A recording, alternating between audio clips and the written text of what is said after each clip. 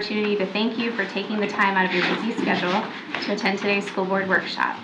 This workshop is our opportunity as your elected representatives to collaborate openly among ourselves and to make decisions that will decide the future direction of our public schools and the education of our children here in Clay. There will be an opportunity for the public to ask questions at the end of the workshop presentation. Questions are allowed, public comment is not. If you wish to ask a question, please fill out a comment card and hand that card to a deputy. Your participation is welcome and appreciated.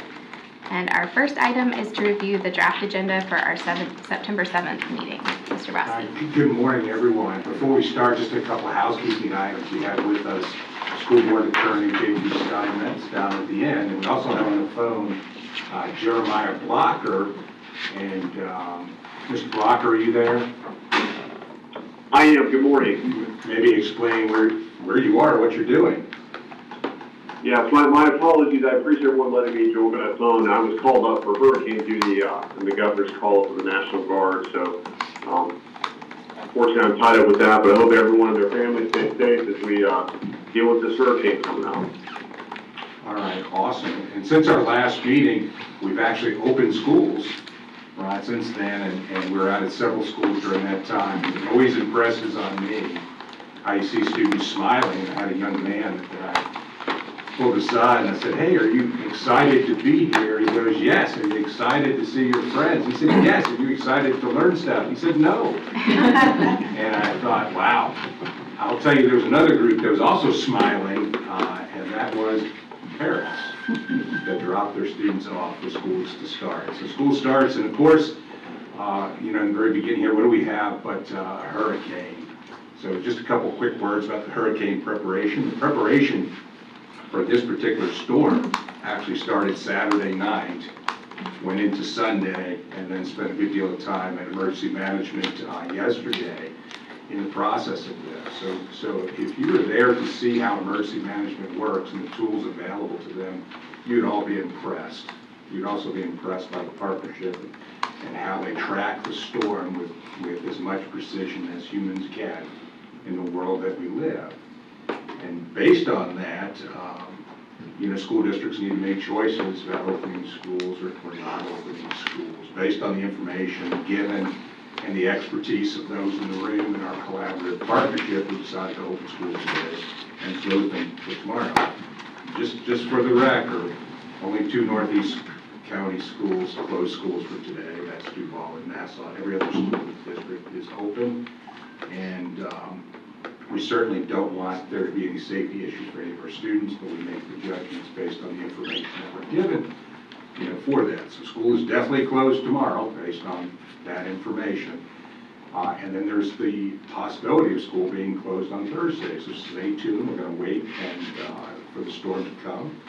If there's a chance that power would be out, that'd be a good sign that school would be closed on Thursday. But it makes more sense to wait to know what's actually going to happen before making that decision. So whether you close, I think some people are disappointed at the districts that are closed because they feel like working parents should go to work and do those kinds of things to the family, and so they're not happy about that. And if you stay open, I suppose people aren't happy about that either. I can only assure people that decisions are made based on the information that's given by experts in the field, and that's where we're at. Unfortunately, we do have quite a bit of experience at doing this. Our shelters will open later on this afternoon at Keystone Heights High School, Orange Park High School, and Jasper Junior High, and that's part of the process. As you know, the board has an agreement with the Board of County Commissioners, as well as emergency management, to use our schools as shelters in the process. So the timing of schools and how all that works is collaboratively decided. In those of us that were at the meeting, many long meetings to come to the resolutions that we do. So just keep that in mind. I want everybody to, there's no after-school activities today, and now's the time to prepare. When onset, and I called this morning, had a meeting this morning, phone conversation, and basically when onset is not supposed to occur till 2 a.m. So, I want everybody to of course, prepare for the storm and all those kinds of things, and their families, and do what you need to do for your family, I guess would be my sage advice. Any questions about the storm? So going on to the agenda, we got a bunch of information today, and I always look at the board workshop as where the work happens, and the board meeting as a celebration of the work being accomplished. So if you look at the board agenda, the first one is the minutes from the special meeting, as well as the meeting on August 1st and the district hearings. Already know there. The second one is approval to advertise and set the public hearing to approve the revisions to School Board Policy 1.15, which is parental rights notification and student welfare. I know that Mr. Blocker and Mr. Steinmetz worked on this, making sure we're in compliance. Is there anything that you'd like to add, Mr. Steinmetz? Really, this proposed policy change just brings us in line with the decisions by the legislature in 2023 Florida statutes and updates that have been made. There isn't much else to add on that. It's a lot of the policy is straight from statutory language and keeps us in compliance. Okay, any questions on that one? I have a question. I have actually been emailing back and forth this week. So, number 6, nothing contained in this policy or any procedures drafted to implement the policy shall prohibit school district personnel from adopting procedures that permit school personnel to withhold such information from a parent if a reasonably prudent person would believe that disclosure would result in abuse, abandonment, or neglect, as those terms are defined in 39.01 Florida statute. My concern is this: if you are the welfare of children, a nurse, a doctor, a teacher, support staff, Chapter 39 of Florida statutes mandates that any person who knows or has reasonable cause to suspect that a child is abused, neglected, or abandoned by a parent, legal custodian, caregiver, or other person responsible for a child's welfare shall immediately report such knowledge or suspicion to the Florida Abuse Hotline. We are mandatory reporters. To just reference 39.01 as a Florida statute does not let mandatory reporters know that it is mandatory. So my point is this: if school personnel or a reasonably prudent person would believe that abuse, abandonment, or neglect would be the reason not to tell a parent, then they are mandatory reporters, and that language should be in this policy. It's not an option for them. Should I just list the couple of things I have, and then I'm not sure? Yeah, whatever you need. Okay. So that was number 6, that I believe that the words mandatory report should be in there if we are concerned, in fact, for the welfare of a child. Classroom instruction by school personnel or third parties on sexual orientation. It mentions kindergarten through grade 3. However, I believe on May 9th, 2023, State Board of Education prohibiting classroom instruction on sexual orientation or gender identity from occurring in pre-kindergarten through grade 8 was extended. That's what's in here. Yeah. And so the copy I looked at, is it updated? Yeah, it says They did grade update 8. it? Okay, then I won't need to talk about that.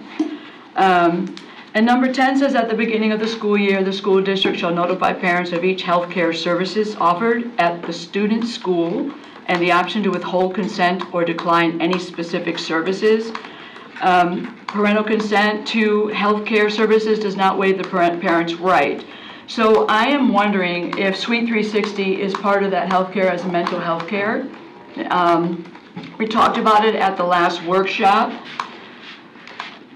on notifying parents of the topics, and it could be done by week.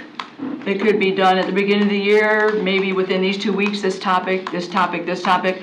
Ms. Gilhausen mentioned how she thought it was a good idea so that maybe as a parent, she would know to have a discussion with her children at home. As a teacher, I would want to know if there's anyone in my class that has a problem with any of the topics, because I have had a bad experience with this, with Suite 360. So my suggestion is that we come up with a calendar, and we have one, I believe. Guidance counselors know about when they're going in to our classrooms to do this service, to make sure that the parents are notified of the mental health care that we are providing through Suite 360. And lastly, the superintendent is directed, a D, to notify directly to parents of students enrolled. I have concern that the parents, if we post it on a banner on our homepage, I'm not sure how we're going to make sure they get it, if it's going to be Synergy that they get notification, Gmail, email, Google Classroom. So those are my concerns with the policy. So the only one that I really have a comment on is, and Mr. Steinmetz, I mean, they're the attorneys are the attorneys. I'm not an attorney. I don't play one either. Would be on number 6, the mandatory reporting part. I think that that's just direct statutory language that's there. It's not to imply that where anyone's absolving of mandatory reporting, but mandatory reporting requirement, as you said. I get it. At the same time, I think that that's just a regurgitation of what the language actually says. But I'll let Mr. Steinmetz either think about it or respond. Right, the reference to Florida Statute 39.01 in paragraph 6, I believe that's page 3 for those tracking on the PDF. That's intended to adopt the terms of Florida Statute 39.01 in the statutory language on it. The reason it was drafted this way is as legislative changes happen, it prevents every year from coming back in amending the policy to, if there's any change in language, to Florida Statute 39.01. So it adopts it as it changes, or if and when any changes are made to that specific section of Florida statutes. So in 39.01, does it talk about mandatory reporting in that statute? Right, so here, I will pull up the statute for you. If you give me 1 second, Yeah, I'll pull sure, up the we can. statute and read it. Yep. I believe, if I'm not mistaken, Ms. Hanson, there's also something in our contract when we sign it regarding mandatory reporting. I feel like there was and I'm dating myself again, but there was another document that indicated mandatory reporting on any school personnel, I mean, I know by any school it's personnel. part of our training, for It's sure. part of the training. There's something, I feel like there's something else that we signed, and I can't remember. Although here I again have at the known beginning teachers to of get the in trouble year. for not doing it because they don't specifically course. understand at that moment that that is exactly the law. So that, my concern and- is nobody would like do something wrong on purpose. Right. The interpretation of the situation. I have mandatory reported many times. Mhm. Sometimes I know I have to, but I'm not sure that I should have. But if their question of doubt means you should. Yeah. And so I do not know the extent of knowledge that every single, especially the fact that about 40% of our workforce has less than 3 years' experience of what mandatory reporting would look like to a teacher in trying to figure out, do I or don't I?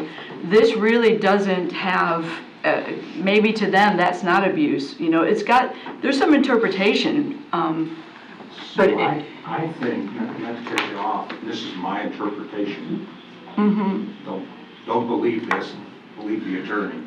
My interpretation of this is that was put in there because within the statute itself, it talks about that if a person does not have to give that information if they reasonably believe that. And it's stated in the statute that way. I think that's why when the attorneys drafted it, they drafted it that way. Certainly, as you pointed out, we have mandatory reporting responsibilities. So what happens if they don't think they should tell the parents? What's the next step for a teacher? Oh, I don't think it's that bad. I agree that maybe their parents will get mad at them or they could get in some trouble at home, like. I think it's a much It's- higher standard than that. Mhm. Like we're talking about, the way the statute's written, propensity for actual abuse. Yeah, because the law just says, say, parents have the right to know. So- Mr. Grosky, when we talk about mandatory reporting, the way that I read this paragraph, it says disclosure of this information would result in abuse, abandonment, or neglect. that's not saying that you believe it has already happened. Right. So the reporting is that you believe the abuse, abandonment, or neglect has happened, correct? So really, it wouldn't apply in this paragraph because you don't report something that hasn't happened. That's the way I read it. Right. You report on suspicion as well. So, Suspicion that it's occurred, but Right. not that it might occur. Correct. well, it could occur, Well, depending on the conditions. So why don't we let the attorneys, figure that out, your points are well taken, related to the policy. And we'll go forward and come back and post those thoughts. Mr. Murphy, they do have a required training every year by September 1st. Every, anyone who is instructional, there is a module. Most of our teachers have done it, and it's identifying and reporting child abuse and neglect, and that's required every single year. And our teachers have already done that. And I always tell people, hey, if you're in doubt, usually they go to the guidance counselor or the administrator, right? Especially for a new teacher, and you're like, what do I do? Kind of thing, and then they're given direction there. I mean, I can give a personal example of a child saying something along the lines of, if my parents find out that I made an F, if my parents find out that I did this at school, they're gonna kill me, right? Like, that's language that kids use sometimes. And I know it says here, a reasonably prudent person, right? But I think you have to be careful to draw that line between what you suspect might happen and what has occurred. When it comes to mandatory reporting, you're asking DCF to investigate at that point. So it's, at that point, there needs to be something for them to investigate, not just the suspicion that, a child's afraid. Do you know what I'm saying? The points are well taken. Yeah. Other counties have done it too, so I just was looking at other policies and trying to decipher why we don't, that's all. I have it written down, and we'll take a look at it Okay. after the workshop. All right, next is the personnel consent agenda. And then that followed by the Kelly Services contract extension to the end of the year. As you might know, the contract expires in the middle of the year, and thus the standard procedure would be to extend it to the end of the year, so we can go out for RFP and award it to the best company for that service. Next is dual enrollment agreement with Embry-Riddle. I don't know if everyone realizes Embry-Riddle, their staff teaches classes within our schools at Fleming Island, Keystone, Middleburg, Oakleaf, and Orange Park. We have an aerospace academy at Oakleaf High School, and so this is the dual enrollment agreement for that to occur. Next is similar with Santa Fe dual enrollment, which a lot of students in the Keystone Heights junior-senior high school area go to Santa Fe because of the location of Santa Fe. Next is the K-12 academic services overnight travel, standard travel document. That's followed by a dual enrollment agreement between St. Johns County and Clay County with our First Coast Technical College. You see there's many courses that students would take there. Among them are air conditioning, refrigeration, heating technology, landscape turf management. There's a full listing on page 3 of the contract if you're interested in what courses students take. Next is the affiliation agreement with HCA, Orange Park Medical Center, for our students in our CTE programs to go out to do their internships at the hospital. So we have great partnership with HCA in our hospital.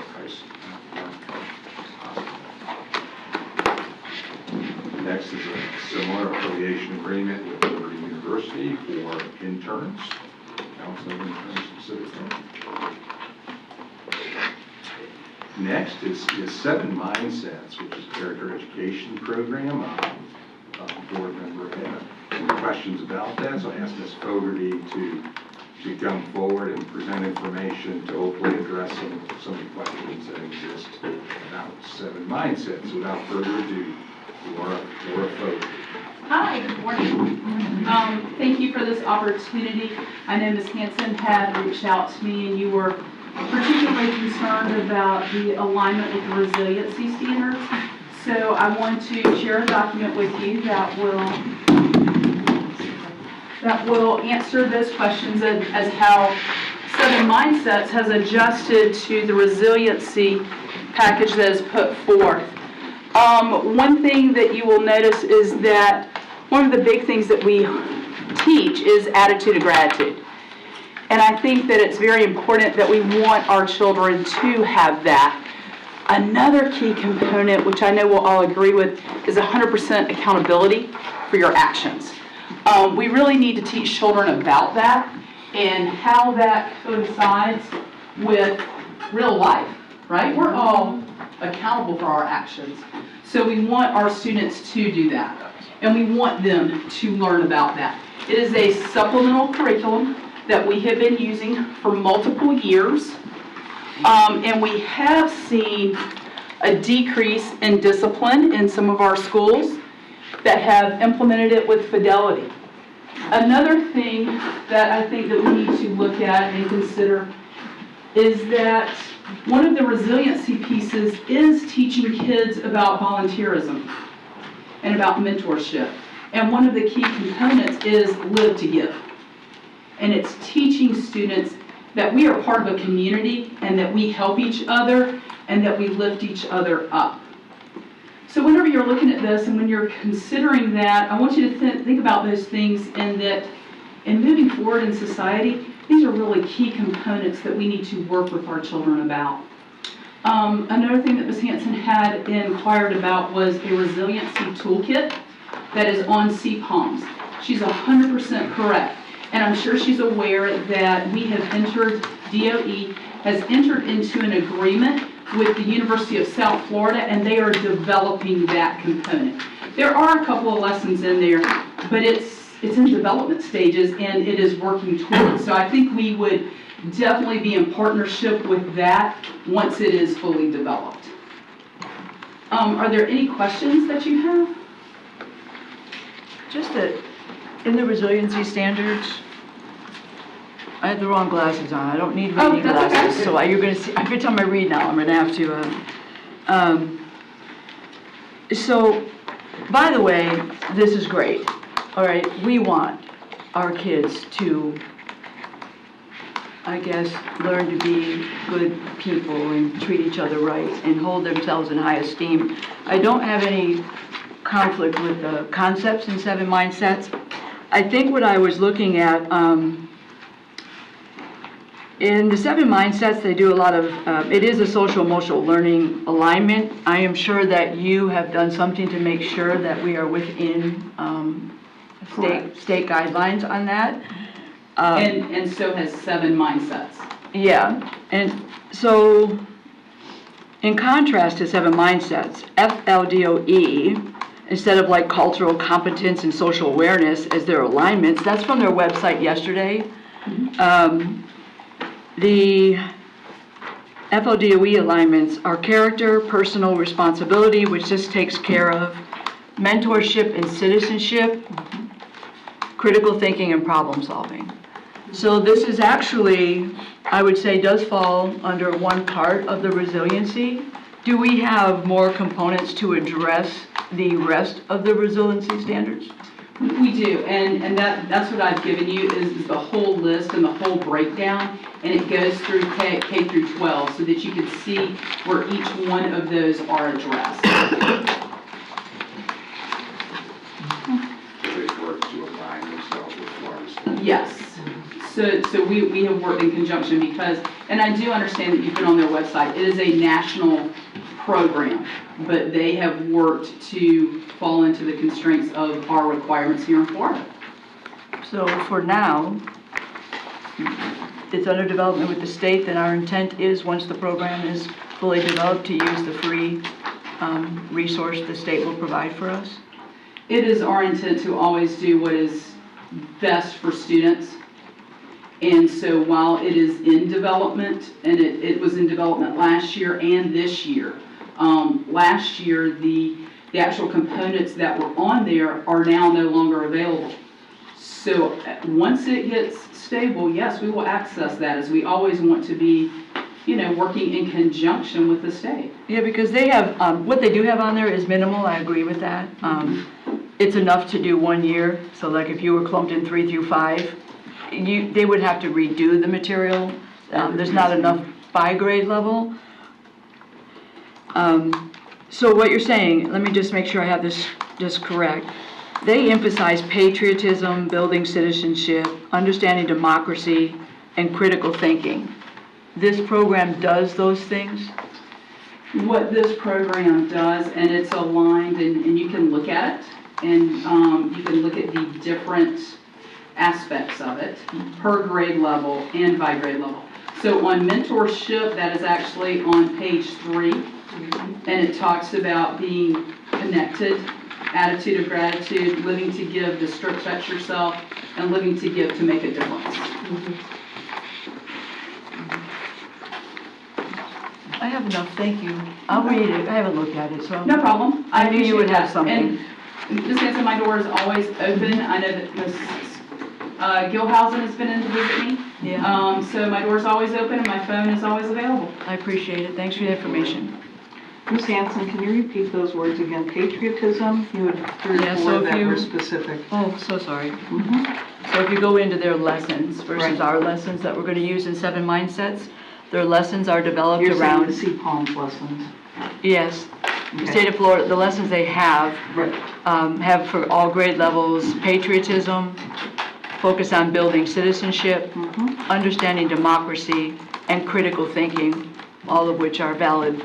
So I would say, my guess is that this curriculum doesn't cover patriotism, citizenship, democracy. I don't think that's in this. So, but I would think as a district, we do have an entire week that we devote to our founders, and that's K-12, correct? Yes. So maybe in our curriculum map or in our, whatever portion of our curriculum map touches on the resiliency standards, I would tie that week to those items and make sure that what our students are engaging with curriculum-wise during that week.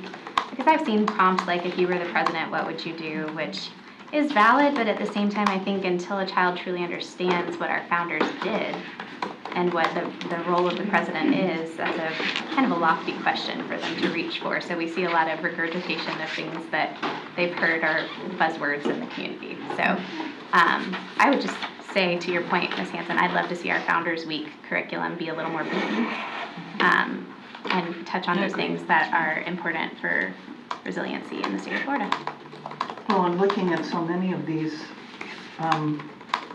traits and things that are being brought up, and here again, I haven't had the chance to read this either, but I'm looking at the citizenship and the critical thinking are perhaps not outlined specifically, like this is related to this or this is related to that. However, in learning these, you would assume that it would sort of flow over into citizenship and critical thinking, And since that's that part was of the my curriculum as well. I met with Ms. Fogarty when we first adopted 7 Mindsets a couple years back. And that was my kind of desire at that point, was that we would see character education woven into our curriculum and it wouldn't be a separate piece. But I understand that that is a heavy lift and that is asking a lot of our instructional department, but I think it's a worthwhile endeavor because I think for children, the best way for them to learn anything is for it to be integrated with everything that they're doing. That it's a part of not only the culture of your school, but the content of your curriculum. So that when they're engaging with different texts throughout history, their history studies, they're learning those character principles that are important. And throughout history, you see examples of the good and the bad and the ugly, right? So there's so many opportunities there. Same in literature. We even talked about in kindergarten reading Winnie the Pooh, you can learn so much about friendship and what it means to be loyal, what it means to be considerate. There are so many themes through literature, history, science that can be woven in, and I would love to see us do that in our curriculum department to really pinpoint what those standards are that we're reaching for in character development and pinpoint those within our curriculum as it currently stands. And if we need to add a couple novels in or something like that to touch on those, I think that would be a worthwhile endeavor. But as one board member's ask. So this, I understand, is an easy way to check the box that we're meeting. I'm not even sure how they're woven in at this point. I didn't have time to go, it'd be easier to just ask you how the resiliency standards are woven into our curriculums across K through 12.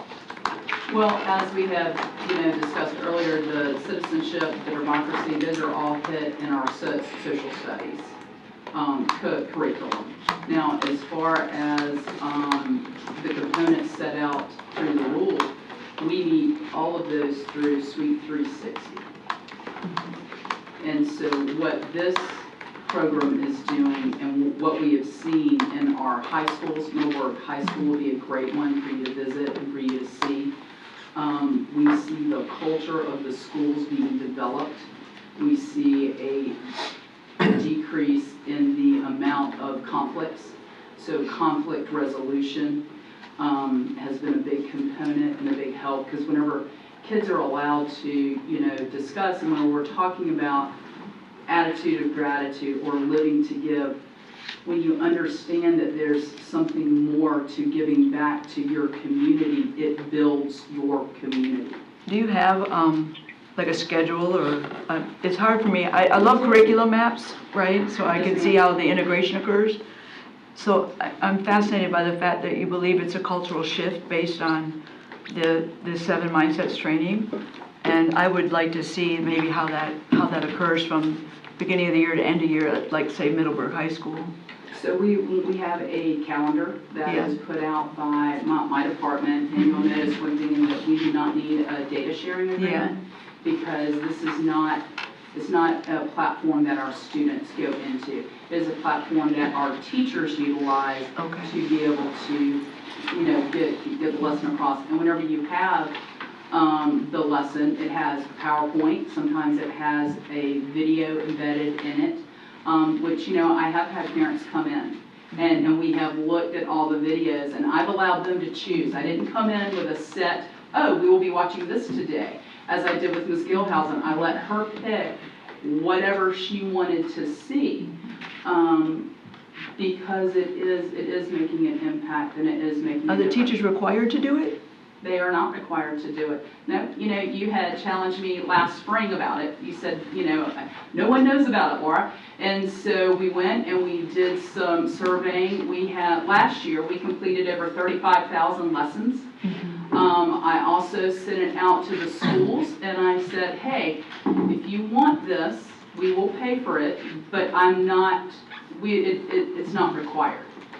And so that's how we did it, and that's how we surveyed and allowed schools to participate that wanted to. And the ones that have implemented it with fidelity, and I've got some data that I can share with you, they've seen a decrease in their out-of-school suspension, and they've seen an increase in kindness and respect on their campuses. Well, you extended it to more schools, right? So there were schools that probably did not know about the program, right? Didn't it say in there that it's going to every school now?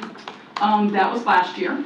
Yeah. And so we had built in, with 7 Mindsets, we had different tracks that schools could choose. If they wanted to do it full service, they could do full service. If they wanted to do it in small groups and maybe go in through the counselor, then we bought what was considered a mini license, not a full license. Okay. Very good. So the next item is the health service agreement with the Department of Health. Florida Statute 381 requires us to have a school health service plan. This is our plan with our health department here in Clay County. This is an every year type of event. Next is Lutheran Services Contract Amendment 112 for SEDNet, which is students with emotional and behavioral disabilities. It's a regional thing for Duval, Clay, and Nassau County. It's pass-through money-wise. That money is given to us and put back again. It's not costing the district that amount. And they work with some very severe students within that program. Next is proposed allocation changes. You can see that Title I, which is Title I funding used for those positions.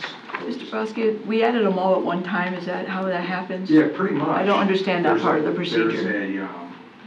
There's an adjustment period at the beginning of the school year, so what we did was we measure student enrollment for 10 straight days. It's called a 10-day count. So we've done that, and now we're in the process of adjusting allocations, which is a normal process. For example, we have noticed that we are about from our 10-day count process, right, which is, we think that counting people is really an easy thing. But we're about 1,500 students lower than our projection. And when that occurs, then there's some movement of people. So we have moved, or in the process of moving, 25 or so individuals. Nobody. Is it Title I monies, right? Title I money, yeah, Yeah. this is a whole separate thing. I was kind of giving you every year that's kind of a normal process. A great deal of care, I can tell you this, being formerly an HR person, we kind of give you three choices as to where they would like to go and do those adjustments. Some schools, just like every year, some schools are over their projection, some schools are under their projection, and then we have to do some movement in order to make it all work out, and that's really, this is the time frame where we are now. We're only in a third week of school, and that's kind of what's going on now, so it's a little bit extra from this item. Next is the superintendent's annual financial report. We're required under statute to do that. Dr. Lewitt will have that ready for you as soon as possible. It's an every year thing. Next is the budget amendment report. That's the standard item. And that's followed by the deletion of certain item report, another standard item for business affairs. Next is the bid awarding for refuse and ban instruments, and you can kind of see the companies that were awarded those bids at the end of the standard business process. Next is, we actually got rid of a couple portables at Keystone. Now we sold ramps to people for $12,500. So that's an increase there on that one. Next is the change order for Orange Park High School Stadium repair replacement. This is the concession stand and bathroom area. I remind the board that there's a ribbon cutting at their first home game, which I believe is September 8th. Do I get the date right? Whatever the Friday is after the board meeting.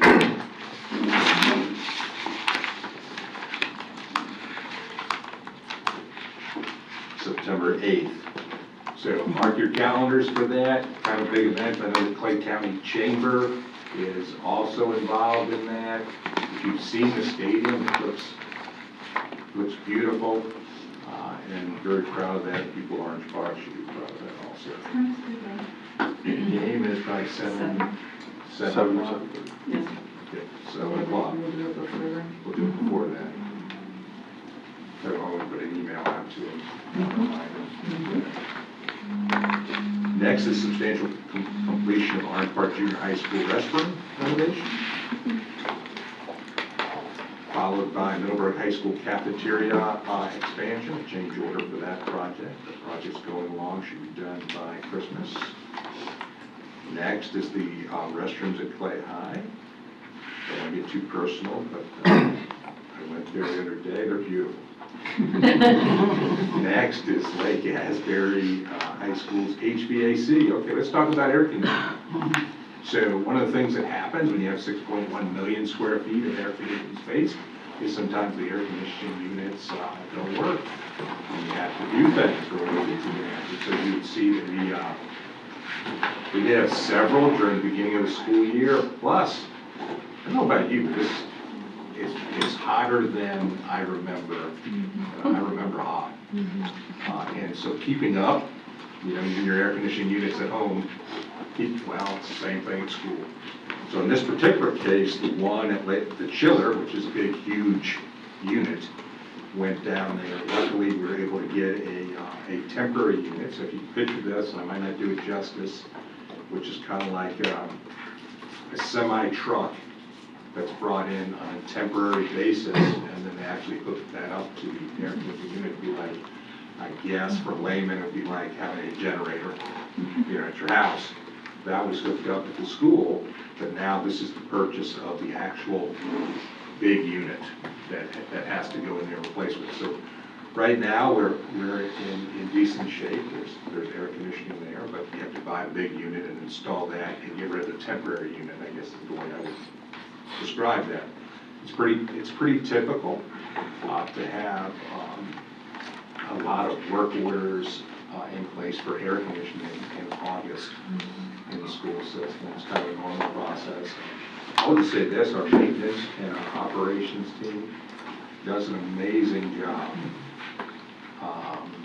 I think I might get an amen from the chorus, but understaffed and trying to make their budget work in order to make sure that it all works out for 43 school sites as well as other buildings that are within the district. And so it's very challenging to manage all of that, and operations deserves a lot of credit. I just want to commend these folks out there. I was actually at a school and there was somebody working on a portable all day for this teacher. I mean, literally out there all day for this portable. And the teacher was so grateful. In addition, this big truck cooler thing you brought in did lower the temperature from about 92 down to, I think, a very reasonable where you weren't sweating. So that was a fantastic thing.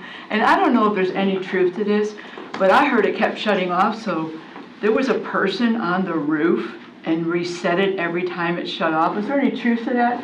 There was somebody Well, we were up there waiting for the temporary monitoring unit, yes. whether or not it turned off or not and would restart that unit in the heat. It was 100 degrees that day.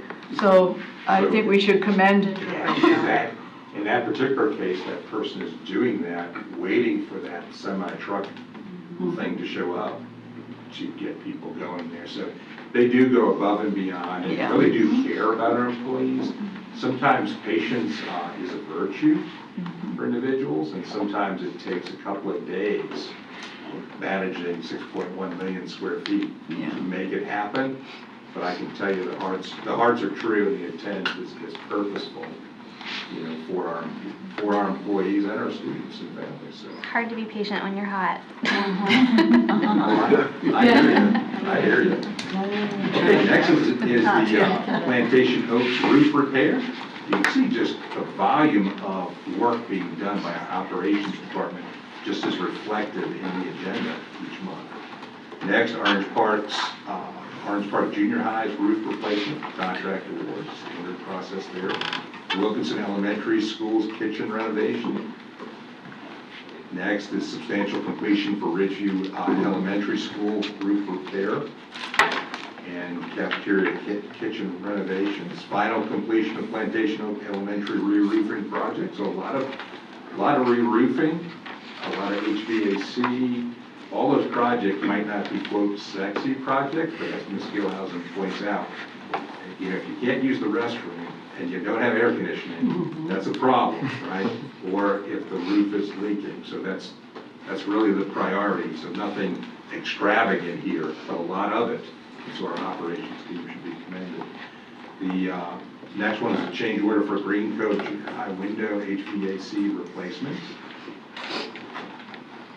Then we have Bannerman's parking lot renovation, security lighting. I was over there the other day.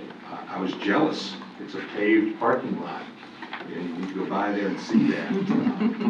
Progress. Yeah, I mean, that's actual pavement there with painted lines. I was impressed at Bannerman. Keystone Elementary School's new cafeteria change order there. Then you have direct purchasing, kind of the finishing out Spring Park Elementary. Wasn't that beautiful on day one? A lot of excited people there. Pre-qualification of contractors, that's a standard. Next is kind of interesting. It's emergency communications. It's a contract award for Orange Park High School, and then a similar one for Oakley High School as we expand that. We do actually have in the audience Spencer Anderson from SAFE. Would you like to say a couple words about the product?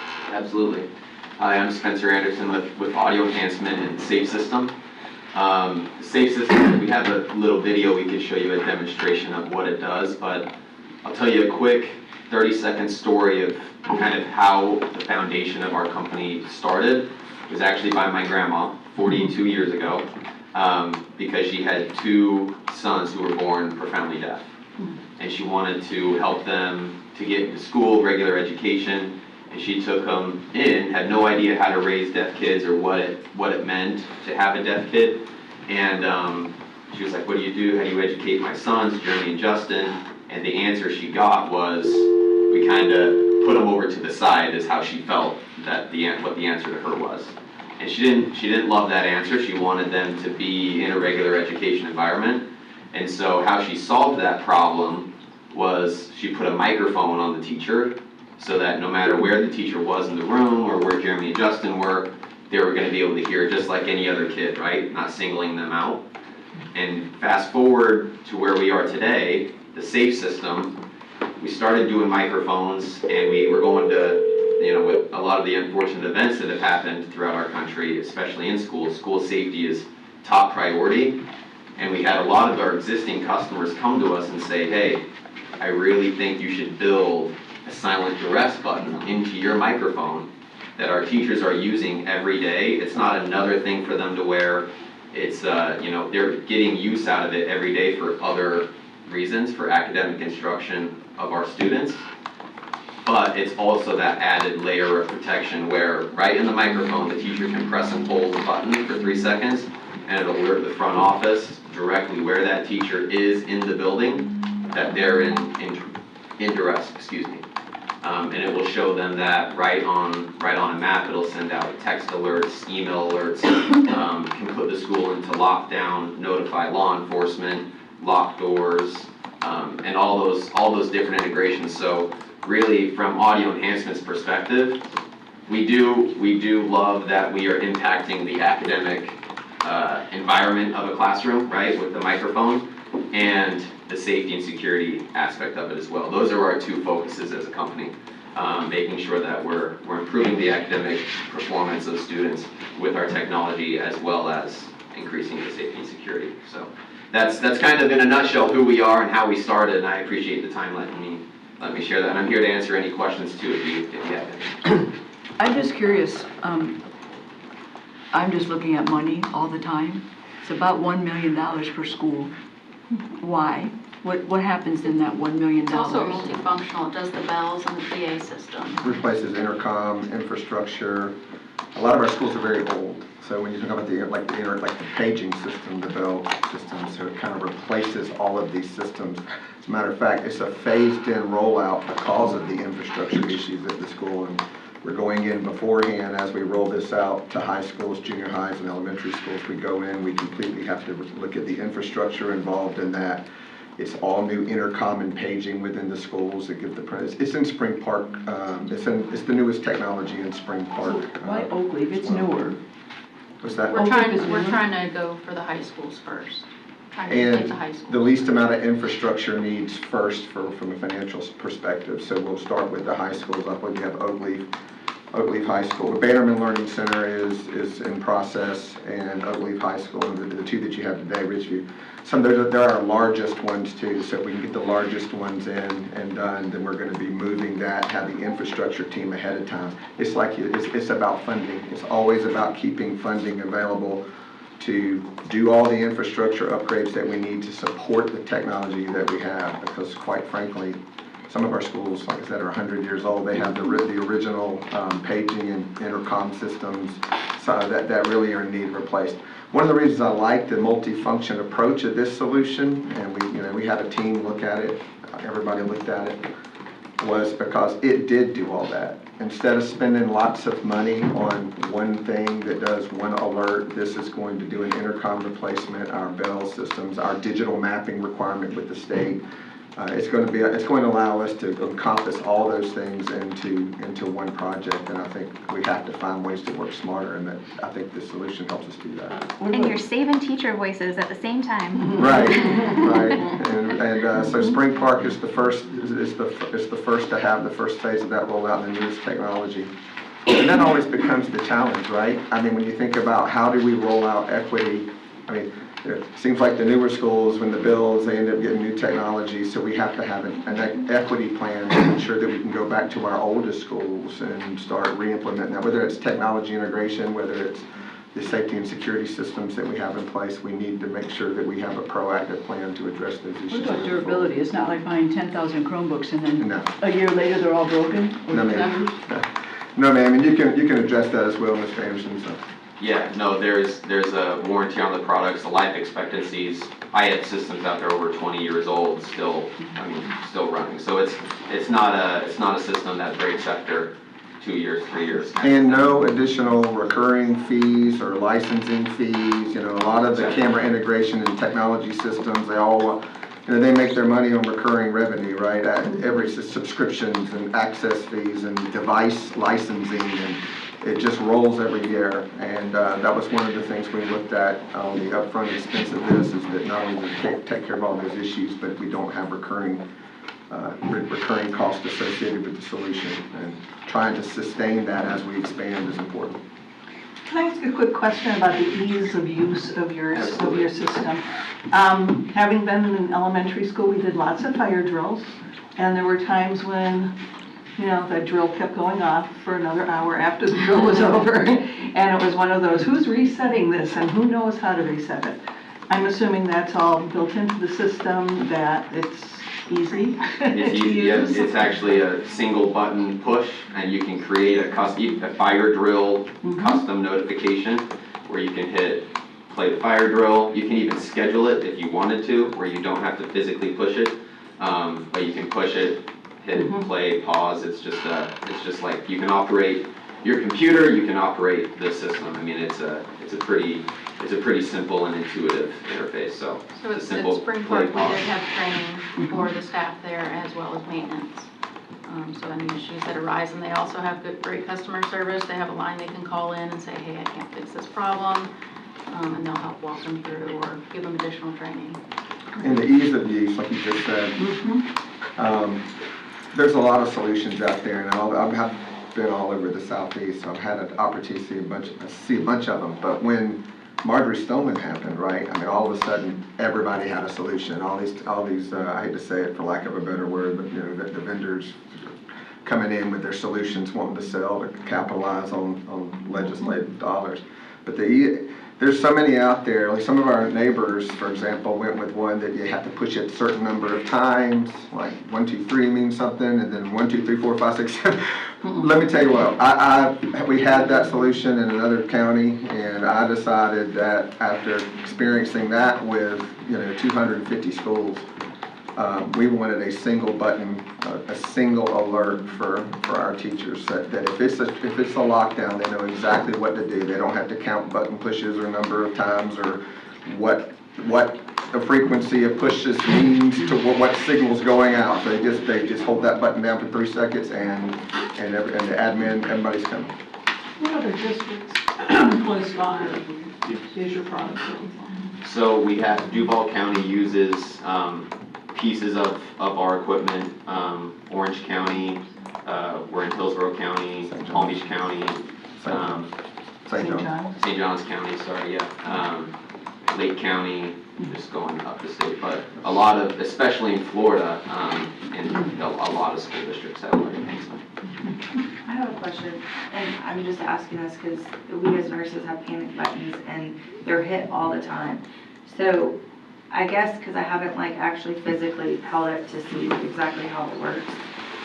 What, I guess, I know you have to hold it for 3 seconds, but how often do we have like false alarms with this? Or So I'll answer that question with a 10-second story, if that's okay? Okay. Because we used to do it was just a push, right, on the front of the microphone. We had false alarms because teachers bend over or whatever, and it would hit it. So now it's actually a button on each side of the microphone, so you have to press and hold for 3 seconds. And since then, I personally have not seen a false alarm. It's a very intentional push and hold. And I would say, I mean, I haven't seen one, so very whether none at all or very little false alarms. It's like turning off your iPhone, you have to push both those Yeah, buttons. just don't put it in your pocket the wrong way. You have to push both those buttons at the same time and for 3 seconds. Great question. Any other questions? You can always go and see it at Spring Park, if you have other, questions or whatnot. Thank you, Jen. Absolutely, thank you. Okay, next that brings us up to Ridgeview Elementary School roof repair. And then that brings us to the amendments for the interlocal agreement for State Road 315 right-of-way improvements and signalization. This is for the stoplight out in front of the school. That's what that's about. And that's followed by countywide architect contract. Mr. Brodsky, I know we had a citizen at our last meeting express complaint about not having a signal in front of Clay High. And just for clarification, the school district does not decide that, correct? Correct. That's the It's DOT. my understanding it's a state road. Right. And therefore Clay County, the Board of County Commissioners, anybody within the county jurisdiction or government doesn't have the authority to do that. But 315 is a county road, Correct. so it's the county decision. Yes. Thank you. But you might notice some improvements out in front of Clay High that's happening right now. You can see the formation of what's going to be additional signaling as well as the crosswalk there, as well as They just did something with the parking lot, right? right, the parking lot. That's a result of ensuring that there's a separation between parent pickup and buses. Back in the day, a little history of Clay High, back in your day. The buses go into the back now, Okay. and actually that's the drop-off area for buses, whereas parent pickup is in the front of the cafeteria. And that's done on purpose, intentionally, in order to maintain the safety for students walking. And that whole thing. So that was the change, and well, if we do that, well, then where are people going to park? Hence the reason why you see that lot out in the front of the school that's fenced in when you pass by there. But before you get to that, if you're coming from this direction, you can see where the signal is going, you can see the crosswalk there, a crossing guard, also, trying to deal with the safety of students crossing. 16 is a major road, right? So that's a thing, getting out of there. I am floored by the traffic on 16. When I was at Clay High, it's not like that. It's But not, a much it doesn't busier road improve now. with age. Yeah. Is that the horse and buggy that you were referring It to? is. Yeah. Mr. Brodsky, are most of these repairs we just went through from the half-cent sales tax, or some? It's different, it's For each different one? funding. We say, they're approved in the EFP, but if you want to know each one individually, we can let you know. I was just wondering what the taxpayers were, the half-cent sales tax was paying, that's all. Sure, I can find out. Next is the countywide architect contract awards. I think it was a renaming, which is why it has to come back to you of a previously appointed architect firm. And then that's it for the agenda piece of that. Any questions on that? Okay. So then moving along, there's an item for student data reporting. One of the things that came up at a previous meeting that board members wanted to know about was student data, particularly student assessor data. So we anointed Mr. Stafey, who is our hearing officer.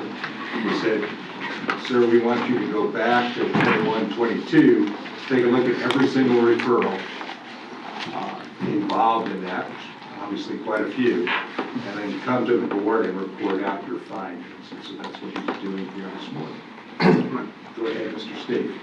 All right, so we'll go to the next slide here. So first off, SESR is School Environmental Safety Incident Reporting, and this is something that comes down from the Department of Education and the Office of Safe Schools. And what they outline through the information that they put out is what are best practices for schools, the training standards, and also compliance as far as how these things need to be followed.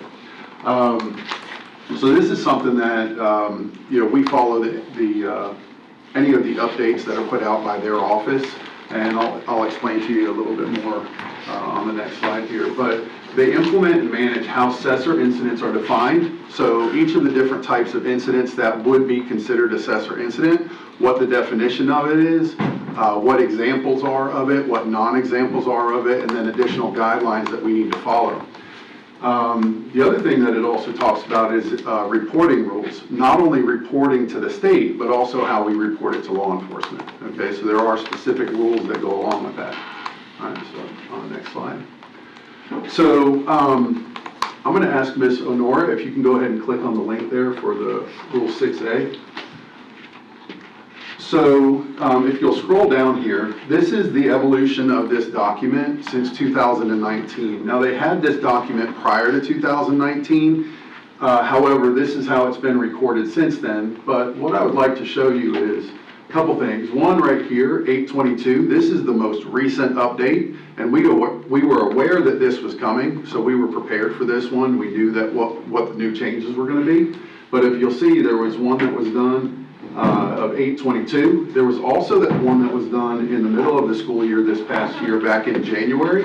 All right, and then the last effective one was 823. Oops, there was one other one in here. There was another one that was in here in November of 22. So I've only been in this position for about a year, but we've actually had 3 updates of this document within the time that I've even been in this position. So if we go back to the slideshow. All right, a couple of the things that are in that document that I just wanted to point out are a few of the definitions that are right at the beginning of the document. So one of them is involving law enforcement action, okay? So law enforcement action involves anything where an SRO or a law enforcement officer would issue either a citation, or a student might be arrested, or there might be some sort of diversion program that a student gets assigned to.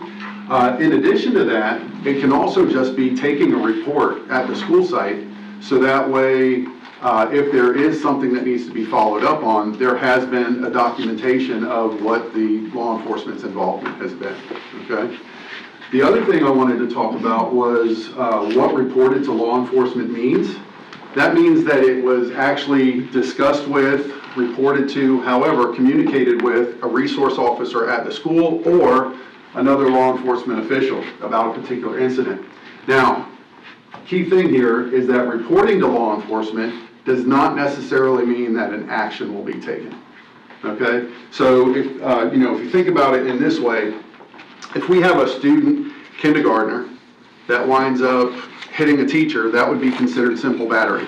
Are we going to arrest the kindergartner? Right? So, kind of the logical things that go along with it.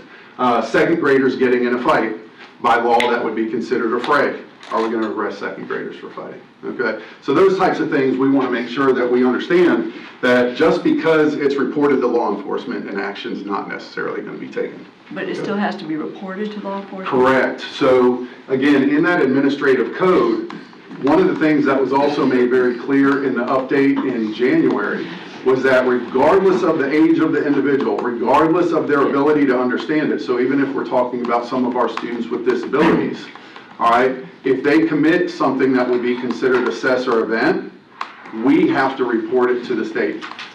Now again, on the backside of that, the state does not tell us what action we have to take.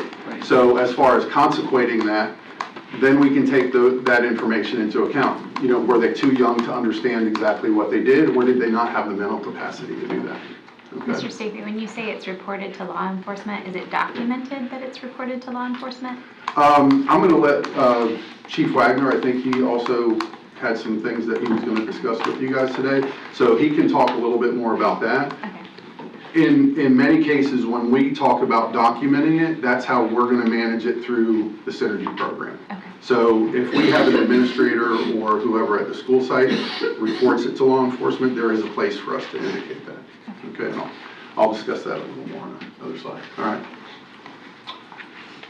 So these are the 26 assessor events that are defined by the Office of Safe Schools.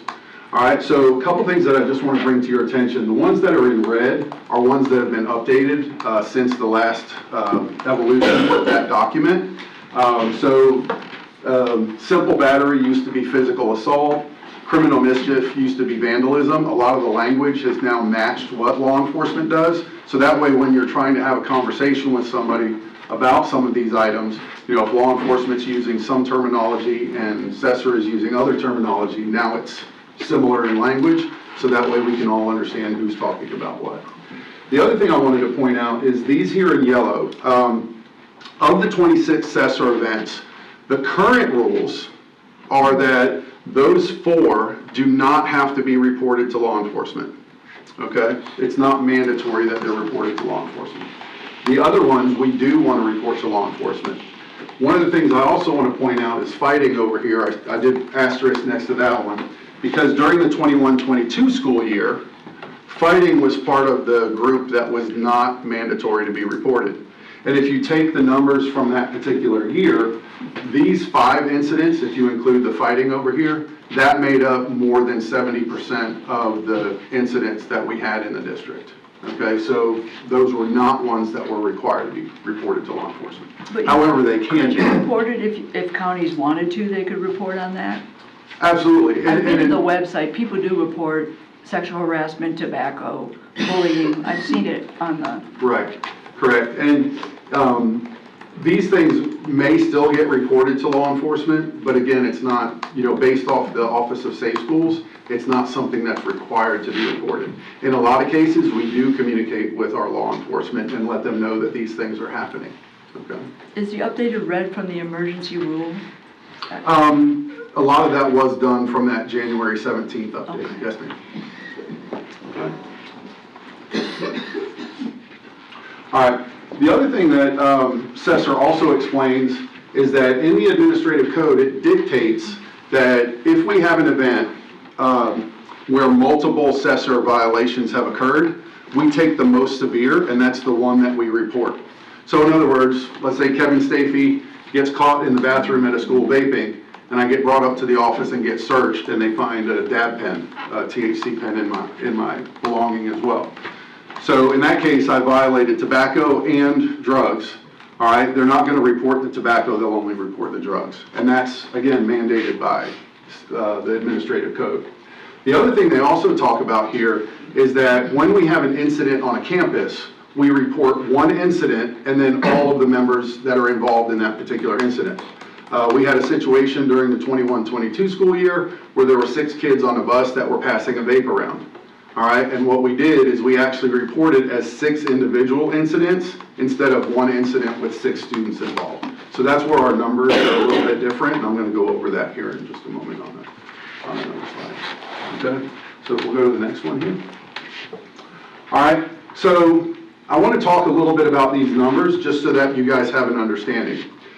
When this information was reported to the state for the 21-22 school year, this is what is on the state site, okay? That we had 1,880 incidents and 11 of them were reported to law enforcement, okay? And I'll explain that in just a moment. But Mr. Karen and his folks in the IT team, when they went through, there's other boxes on Synergy that can be checked that will indicate that law enforcement was notified. However, it does not count as a box that is reportable to the state. Okay, so that's what Mr. Karen and his team wound up pulling. When this was all brought up, I started looking into it, and I went through 1,880 individual referrals, one by one, looked at all of the different places that law enforcement could actually be checked, and if we followed the rules of 5 students involved in an incident and only 1 incident being reported, the real number would have been that there were 1,432 incidents and 504 were actually reported to law enforcement. So again, when we go back on those numbers that I talked about earlier, roughly 70% of the incidents that occurred that year were not required to be reported to law enforcement. We still exceeded the 70% by those numbers. Everybody with me? Okay. All right, we can go to the next one.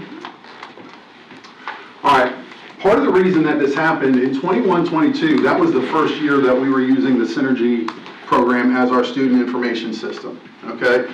So when we think about our student information system, the things that we look at as priorities are getting students registered for school, making sure they're enrolled, making sure that they actually have classes, that there's a master schedule, that teachers can input grades and they can take attendance. And very importantly for us is FTE counts, right? Because if we don't have our FTE numbers right, that's gonna mess with our funding from the state. All right, so those were looked at as our priorities. One of the things that I wound up as we went through this, Ms. Jones and I, as we were looking over this data, is that we found that there are 9 places in Synergy where it can be indicated that we either document, report to, referral to, or notify law enforcement. Out of those 9 places, 1 counts to the state. So as our schools were processing these different referrals and looking at these assessor violations, we had schools that were indicating over here and over here and over here, and in the description that they were consulting with the SRO at the schools. But when that data got sent to the state, it didn't indicate as such. So that's why we had that number 11 out of the 1880 as opposed to the 502 out of the 1432. Okay? So if we'll go to the next slide. All right, if you look at our data, the ones that are here in orange are school districts that are like size to Clay County. So the numbers are very close, a little bit higher, a little bit lower. But what you can see in the data here is that if we use the numbers from Mr. Karen's team, we're very similar in what we look like for the rest of the counties around us, and like size for us. The blue are the bordering counties for us. The other thing I want to point out, excuse me, is that during the 2021 school year, if you look at the number of referrals for the state, now this is assessor data for the state, we were at approximately 51,000 referrals. This was the year that we had a bunch of students online because of COVID. The year coming out of that, that number doubled everywhere, okay? So, you know, when we look at some of our numbers, it looked like what it was looking like compared to everybody else, okay? So when we first got this information, you know, we felt like we were in good shape. However, that number up there was the one that we had the question about. Okay, we can go to the next one. All right, so your questions may be, where do we go from here? How do we fix this? One of the issues that we had at the time was that, and this is coming up again in October, is that right? That's right. Okay, so Survey 5 is the final opportunity for us to report this data to the state, and that happens during the month of October. So at the time, during the 21-22 school year, as this information was being reported to the state, because it was a new program, we were checking the boxes that we thought were working, and we had no idea that those boxes that we checked weren't indicating what was actually happening, okay? Now, we've done an analysis to look at it and find exactly, all right, which box is it that everybody has to check? All right, so we now know what we're doing and how we're collecting that data and how it's going to be reported to the state. Collaboration with the different departments. Our team has worked with Mr. Karen. We've also worked with Chief Wagner. I saw Ms. Collins here somewhere in the back, but she's doing some work with developing our leadership teams, so that way we can give this training to everyone. Our office also participates in training to help make sure that all of our school admin are compliant with that part of it. And, you know, we have a plan as far as how this is going to work. And then we're going to continue to provide ongoing training on assessor incidents to make sure that we stay in compliance. Because again, we don't know when the next update's going to happen, all right? Last year, if we go to the next one, again, we had an update in January that needed to be implemented immediately. Okay, we were in contact with Ethan and his team, all right, we were in contact with the schools, we were in contact with Chief Wagner, and we were able to make all of those changes happen in a very short period of time. So again, they don't usually release that information in the middle of the school year, because now that's going to affect some of the data that's collected. However, even with the changes that occurred during this school year, okay, our data is going to look really good compared to the previous year, okay?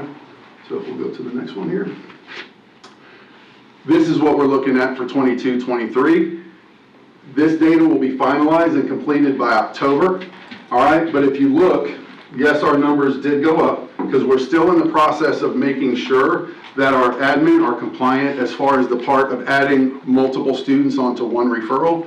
Also making sure that we only report one violation versus several, all right? And that's why this number looks as high as it is, and that's our focus for this year.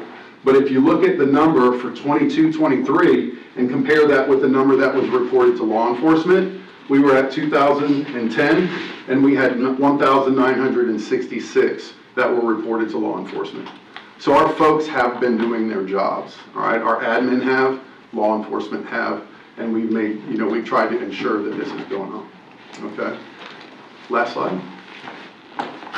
All right, how are we doing this? Again, through collaboratives with our deans, making sure that they understand what Cessor is, how it's supposed to be reported, who it needs to be reported to, leadership training, breakout sessions at our administrative PLCs, the Office of Student Engagement, myself and Ms. Jones, we're now responsible for doing an audit of this information. We do it during the summer before we send in the information for Survey 5, but we also do it monthly at meetings with Ms. Fogarty and Ms. Gomez, myself and Amanda Brower and Ms. Jones to take a look at that information to make sure that we're staying on top of it, okay? We have new leadership mentoring program. Again, that's what Ms. Collins and her group are doing, and they're actually doing a training right now today while this board meeting's happening to make sure that this is continuing to occur, that we're doing the right things. Aspiring leadership program, we also work with them, so anyone that's interested in becoming an administrator, we're also kind of prepping them before they even get into the role, so that way they'll be aware of these things moving forward. Teacher coaches training, so at the clinical educator trainings, we also attend that and help with Ms. Bossinger, who does the training for that one, to make sure that our teachers understand, or the teachers that are teaching teachers understand how all of this works. We do proactive preventive strategies at the school level, engagement strategies with the curriculum coaches to make sure that, if students are doing their work, there's less time for them to misbehave, right? And the last thing is constant collaboration with either Chief Wagner or the SROs at the schools, and that includes the SROs that would also be at the Orange Park schools and Green Cove schools. All right. Is there any questions that you have? Can we go back one slide? Sure. To all of the information? Absolutely. And just so I can wrap my head around this Yes, to ma'am. make sure that I get this. So let's say I'm looking at, what can I use as an example? Physical attack. Okay. There's a pretty big number there. Right. But having sat through a few student sessions, Yes, ma'am. we also know that that one incident can incorporate 3 or 4 people on that physical attack. Correct. So that could, may not be, but that could be an inflated number at this point, is what you were saying before. If we go back and review that incident and that physical attack, let's say 3 of those people were in one attack. Right. And so that number could go down. Correct. Does that make sense? Yes, ma'am. Okay. I think what you're asking, and I want to make sure I clarify this, is that if we have a physical attack incident and 3 individuals are involved, right now it's showing as 3 separate incidents as opposed to 1 incident with 3 people on it. Correct. Okay. Yes, and that's one of the things that's our goals for this year, is to get that number and those numbers reduced to make sure that it's reported appropriately moving forward. Mr. Savy, I just want to thank you for the transparency and the information Absolutely. and helping us understand the discrepancies. And my only question is how does this work with charter schools? Do they report to your office? They're part of these numbers. Okay. So if, on that administrative code that I was referring to earlier, so anyone that falls under the umbrella of Clay County, all right, is responsible for this. So when we talk about charter schools, St. John's Classical, Clay Charter, Pace, AMI, they would all fall under our information. So we also are working with them as well to make sure that they're reporting appropriately.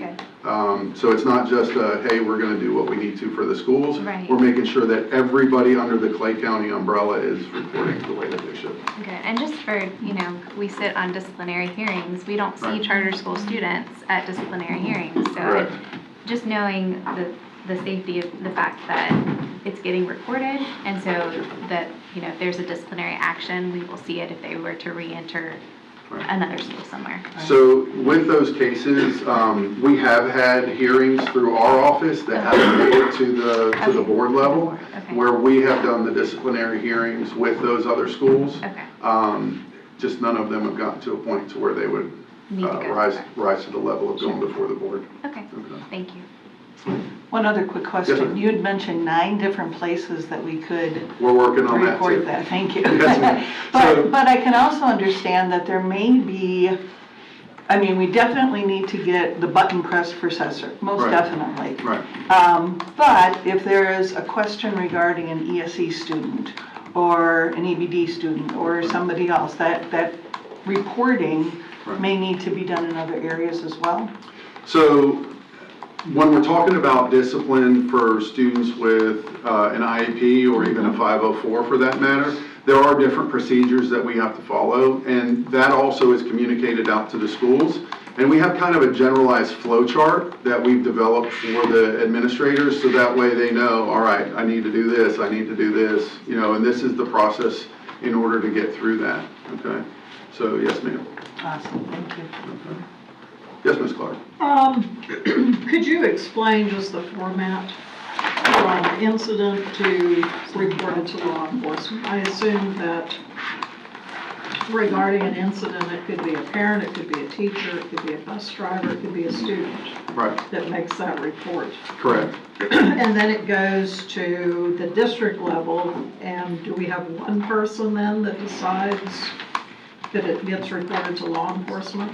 No, so actually what happens is from the Office of Safe Schools, what they mandate is that all administrators are trained in Cesar incident reporting. So through the Office of Safe Schools, there's actually a training program that our administrators can access, and it takes them through 52 different scenarios. And so it works them through a number of things. For an administrator to work through it, it usually takes somewhere around an hour to 2 hours to complete. And what it is, it'll be a short video clip, a readable description of what's going on. And then what happens is the administrator can't move on to the next thing until the next scenario until they get that one right. So all of our administrators are trained on it. Now, with Ms. Jones, myself, and then Mr. Jones, who was with us last year, we spend a little more time in that area. So a lot of times what will happen is if a school winds up contacting, has a situation on their campus, a lot of times we'll get a phone call and we'll, have a little bit of academic banter to say, all right, well, how does this affect the impact? How do we code it if it's this? Or what if this is part of the situation? All right, and then we will look through, what those definitions are and have conversation with the school to help them correctly identify what that violation was. And for the 21-22 numbers, since they're terribly low, does the state's attorney's office have the correct numbers?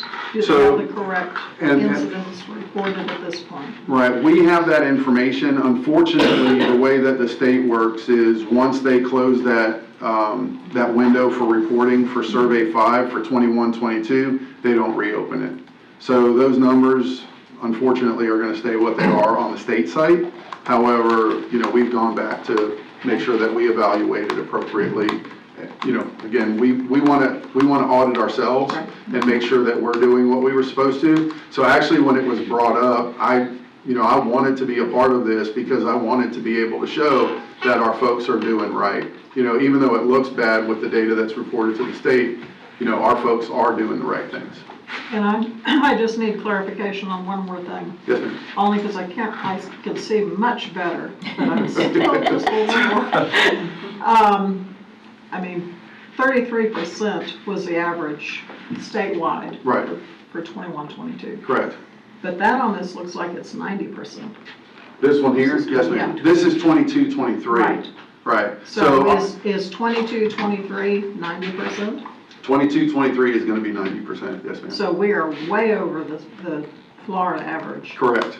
And I can give you an explanation for that. So when we do FTE counts, because I mean, anybody in here that knows, when we talk about survey, more often than not, we're thinking about FTE, right? Mm-hmm. And we want to make sure that we're doing appropriate, recording our students appropriately for funding. So just like we would do our own internal audit to make sure that we're funding ourselves appropriately, now what we're doing is we're doing an audit on this information to make sure that we're reporting the assessor information appropriately. Okay. So now that this job has been handed over to our office, we're making sure that we, And it looks check like behind ourselves. you're reporting the things that are not required to be Correct. reporting. So you're Correct. reporting everything. Absolutely. Because I think the biggest concern is obviously the superintendent has to sign off on this. So he's liable. So Right. we've got to have it be accurate information. Yes, ma'am, 100%. Also, keep in mind the reporting requirements change in January. Which would be the discrepancy with fighting, because you didn't have to report it prior to January. Well, the fighting actually changed for this school year. The emergency rule this year. So fighting was part of the 5 that did not need to be reported for the 22-23 school year. So as of the 23-24 school year, fighting does need to be reported each time. Well, I just want to say, I really appreciate the aggressive plan, that's what I would call it. Yes, ma'am. It's holding Clay County to the expectation that I assume we should always have. Right. And it doesn't bother me because we look very transparent if we're actually reporting all of these serious discipline problems that we have. So when you say that the 21-22 school year closed October, Correct. we did not know about the problem the entire year until it was too late? Right, so again, remember that was the first year we were using Synergy. So, we all know what happens when you assume, but we made the assumption that every box that was checked was going to be counted towards that number. And what we found when it got turned in is that that was not the case. So again, now that we know what we know, we're making sure that we're being proactive and being compliant moving forward. Are there times when an incident happens and the administrator, I'm sure there is not sure, there's a hotline or someone they can call, which I would assume now is you guys? Yeah, we are the hotline. Yeah. Yes, ma'am. Is it you guys now that help them make a decision? That's correct. As to whether? Yes, ma'am. Okay. You done? Everybody okay? So let me just say, one, you can see the veracity of Mr. Stacey and how in tune he is to all of the rules, regulations, and whatnot. And I commend him for the work involved. It's a shame that you don't know what you don't know until you don't know it, right? And then the important thing is, what do you do after that? So you've got to get that. I think that any time that you have a new student database, the primary focus on that is the stuff that's everyday stuff. Could you imagine a student's schedule not working correctly? Right, that would be like emergency. I'm not saying that the assessor data is not important. It just didn't fall to the top of the user of the program's ability, whether it's gradebook, whether it's funding, whether it's those kinds of things. It goes down there to a certain level where this is what happened. I would also point out that when you look at this data, it doesn't separate out incident versus person involved. So that it's natural for the numbers to go up. That's the case. And the example he gave is 6 people involved in a fight. Currently is being counted as 6 fights, not 1 fight with 6 people involved. Right, when you're looking at that data. So even that data that you're looking at might even be considered to be an over-reporting of information rather than an under-reporting of information. you saw from the chart that kind of outlined all of the districts, you could see that we're in kind of the same boat, in the same ballpark as the other districts when it comes to this particular issue. I think it was Miss Hanson that first brought up this whole thing. I don't remember when, but at that point, it was assigned to Mr. Stevie to get to this point where you see it today. I just want to say that I was here for the beginning of Synergy, and I did all the summer training. So you know. And I had to make a cheat sheet for hundreds of teachers. It was a nightmare. I'm just saying, my stuff was squared away, but I don't think, it was probably one of the worst transitions I ever saw in Clay County. So there is a possibility that something went awry. Hey, we appreciate it, and today is about transparency and showing you exactly. Now you got a name and a face. If you have further questions related to this issue, I thank you, Mr. Stacey, for an excellent job. And I want to thank you all also for pointing this out, because anytime we have an opportunity to improve Clay County, we definitely want to make sure that we do that. All right? Thank you all. Mr. Stacey. Next we have Dr. Kemp with a presentation on the district school police department.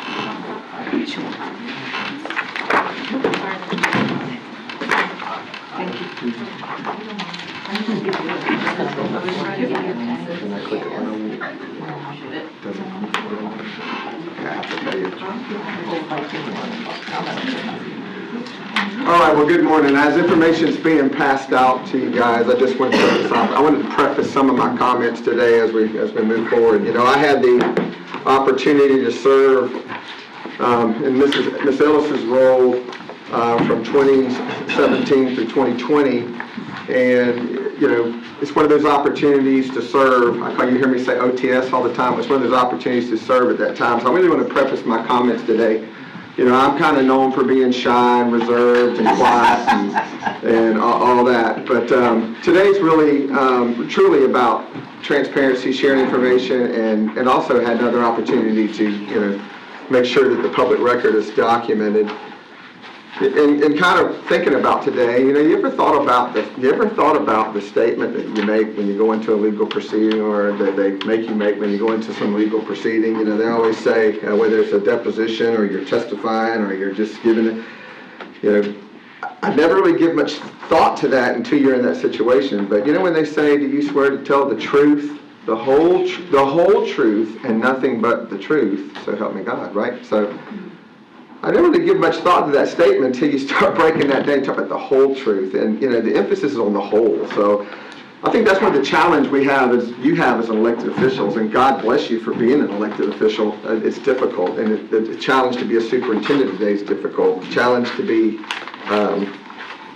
the challenge to be in leadership position is tough, because, you know, your goal is to get information, and we have to sometimes realize that we can all agree that there's just a lot of misinformation. No matter what the subject is or the issue is, there's always a misinformation out there, and it has to kind of be vetted. So for some of you that are young enough or wise enough, you might remember that there was a time we thought that not having access to information is what kind of contributed to illiteracy, right? Well, now everybody has access to information, and if the information's not accurate, it creates a challenge for us.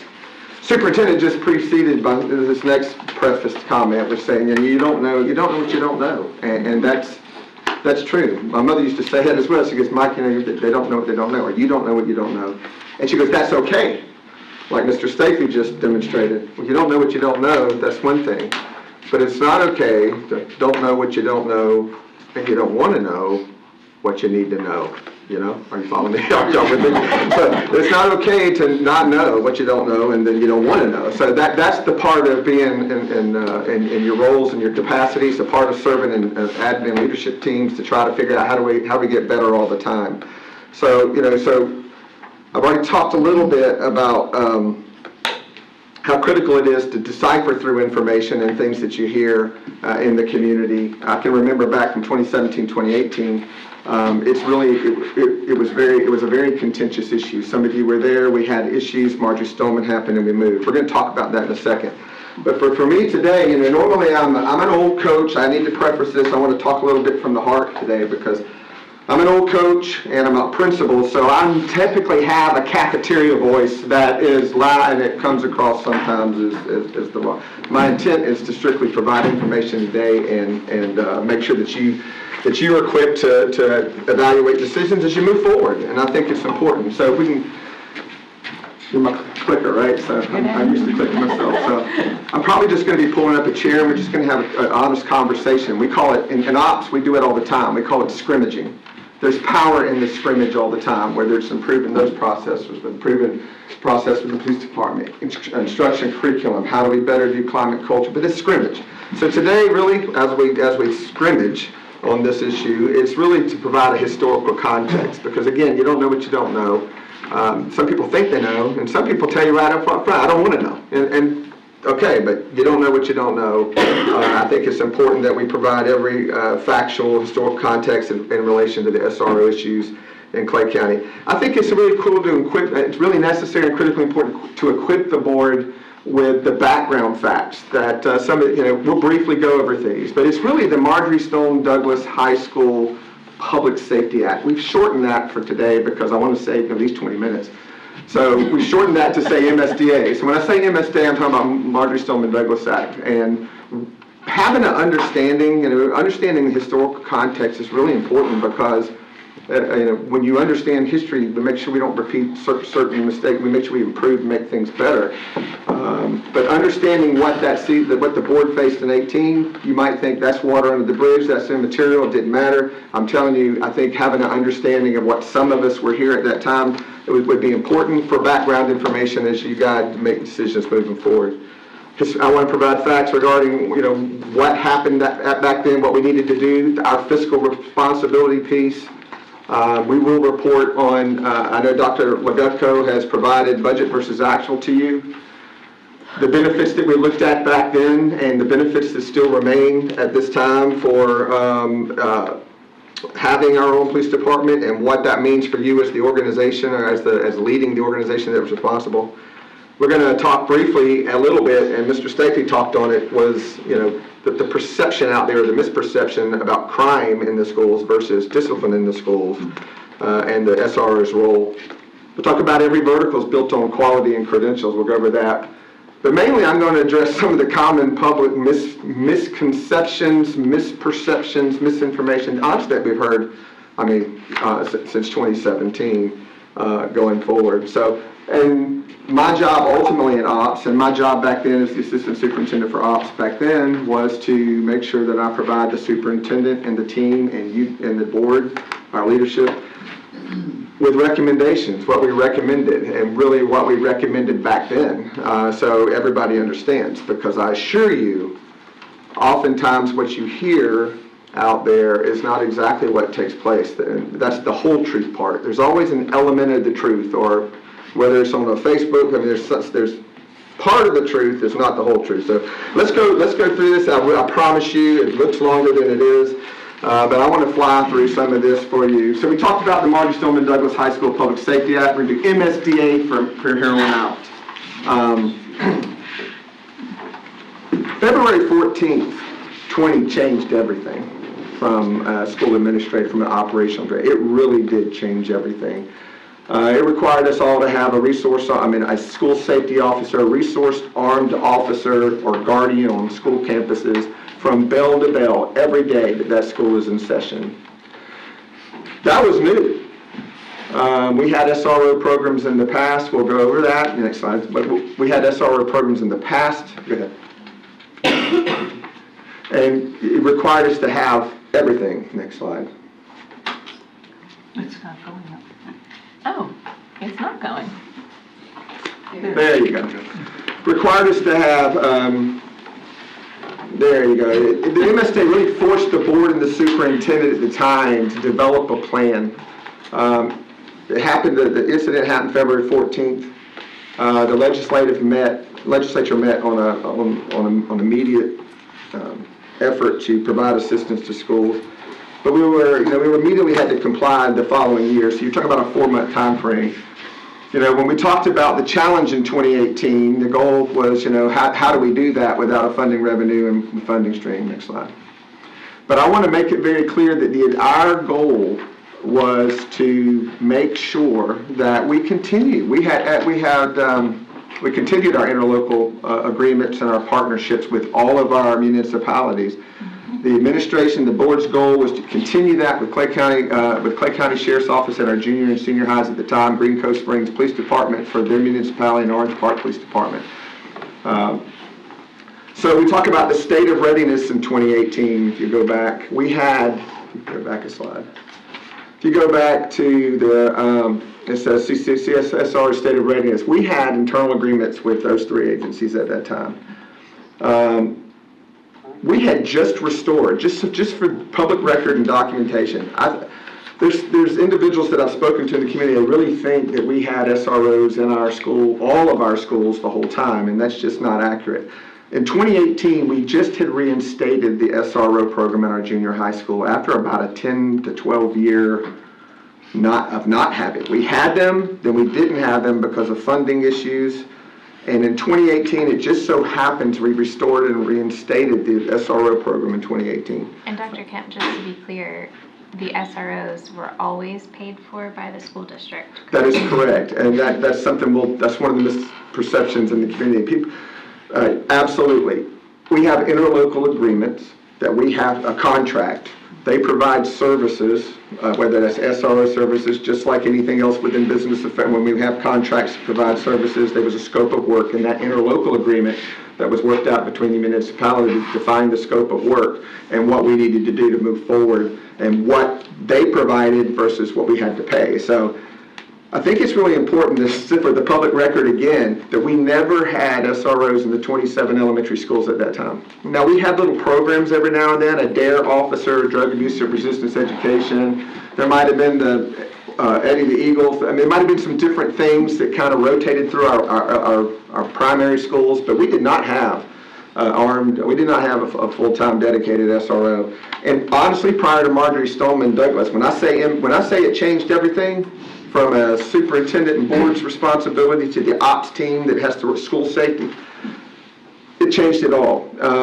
It was no longer just you have to have a deputy there or somewhere on this great campus. If they're there, they're there. If they're not, they're not. No more. It was a bell-to-bell requirement. So this was at that time, just so you know, just a little history there. We had 2007-8, you had them in junior and senior highs, and at that time the average cost per officer was $50,000. And it's really, this is not about cost so much as it is about historical context. And then in 2009 through 18, we only had them in the high schools, and Clay County Sheriff's Office provided that and the average cost. 18-19, I said we brought them back. The average cost at that point just for the junior and senior high schools was $101,000 an officer just for the junior C, and that was just for 180 days. So the interlocals reflect that. And in elementary coverage, in 2018-19, we started to start up. The state gave Safe School dollars, which after that incident, they provided a Safe School grant, which I just want to make sure I've documented this correctly because it's public record. The state underfunded the mandate. Are you surprised? They're either unfunded mandates or they're underfunded mandates. So we received dollars for a Safe School startup. That Safe School startup allowed us to establish the first Guardian program. We established one of the first in the states, and I'm really proud about that. So the MSDA changed it all. It required bell-to-bell coverage. It required us to do other things. It's not just about the SRO. It required us to harden our school facilities and secure school properties. Just like the state of readiness for SROs back then, the state of readiness for facilities, our facilities and what we deal with, whether it was perimeter security, we were far from where we needed to be from a safety, securities, from a school hardening and facility standpoint. And that also required us to do that with those dollars. Also required our health team, our mental health team, to start looking at options for that. So again, partially unfunded, some were provided, however, it was never enough to carry, to cover. So, we had to look at, okay, based on, back then it was Senate Bill 7026, SB 7026, we had to look at who's ultimately accountable for this. So if you want to click through these, you'll see, who's responsible for the safety and security of Clay County students and staff? Absolutely. The school board and the superintendent bear that responsibility. Go ahead and click, you'll see the checks. There you go. Any external agencies are not. Our contracted providers, our service providers are not the ones that are ultimately responsible for safety and security. We have, the law requires us to have a school safety office, that requires us to harden facilities. The school board and the superintendent are directly responsible for Marjorie Stoneman Douglas Act compliance, which is that. They actually have teams that go around the state to come in to see unannounced if this Office of Safe Schools under Direction Mills and to see if we're complying with bell-to-bell coverage, the single points of entry, the perimeter security, all of those things that are required. They do spot checks on that. But the compliance for that rests on the board and the superintendent. Who bears the legal liability? Well, anybody can sue anybody for anything today, right? No. No offense to our council, but anybody can sue anybody for anything. So yes, are we subject to legal liability for these issues? Yes, we bear that every day. Does our external agencies bear some liability for the response? Absolutely. So they have that too. Everybody gets sued. But who's subject to the imposed salary suspensions and sanctions that could happen from not being in compliance with MSDA? It's the board and the superintendent bear that responsibility. So we realized that early on. And again, the next slide just reminds you what, some people just think it's about an officer, an SRO in a school. It's not. We have to be able to continue the Guardian program, the school officers that are in our school. It's just one piece of that responsibility. We were required by law to establish school safety, the mental health support for the first time, which is if we can do a great job pre-identifying individuals or concerns early on, maybe, the goal with the goal of offsetting an incident in the future or help navigating that. That's the goal. And school hardening, I can tell you, we can spend an hour and a half on where we were with that. But just so you know, in that first 4 years, when we got them in the school safety and security projects on the hardening part, we completed 342 projects this year. We're always kind of really careful about publicly displaying what projects, safety, security projects we do where in the public, because we don't want to expose any vulnerabilities in any particular school. But when you take a look at all the projects that we did in that first, from 2019 to 2023, when we finally got that revenue stream, the mill, we did 342 projects, and you can see the result of what took place there in that first year. And even though that took place, and we spent 91% of that revenue in that first year, as we indicated we would spend, we still have hardening projects. Next slide. So when you look at, when we met with you prior to the mill referendum going out before, we shared proposed projects that still have to happen moving forward. A couple things make it difficult for us to harden schools, and that is the age of our facilities. Some of the action you took today is a step in the right direction with infrastructure and upgrades. But just having 1,000 plus portables, and how do we secure the perimeter of those and harden those moving forward? So when you take a look at these proposed projects, and you can review them, I shared this with you prior to the mill going out. You can see the mill renewal, the projects for each year that we're trying to identify. Again, it just lets you know that we have a lot to do, and still have a lot to do. And yes, SROs are really, really important to us, and it's just one piece of the responsibility. So again, we'll go back. That was just to let you know that it was more than SROs. We have hardening responsibilities. So we had an underfunded mandate, right, by the opening of next school year. So at that time, we didn't have services except for the interlocals that we had. So we received quotes for services at that time. And that was, we wanted to have coverage for all schools. And we even had discussions about charter schools, locally approved charter schools at that time. So the board directed us to have 5 options. 5 options, they wanted to develop they wanted us to put together a team of law enforcement experts. And with the goal, by the way, with the direction from the former superintendent and the former board, with the goal, our goal was to always continue our partnerships with the interlocal agencies. We wanted Clay County Sheriff's Office and junior, senior high schools. We wanted Green Cove Springs and their respective Orange Park and theirs. And that we would start that first year standing up a department for the Guardian program, and with the goal, the board at that time, the community at that time wanted to make sure that we could afford an SRO in every school. And keep in mind, when this happened back in 2018, we did not have a revenue stream. And that was a big challenge for the leadership team. But our goal all along was to keep our relationships. As a matter of fact, it was such a challenge. I don't mean to give Ms. Gilhousen or Ms. Bola any flashbacks or shivers or whatever you're going to do when you see this picture. But there was a joint meeting that we had April 18, 2018. If you haven't looked at it, and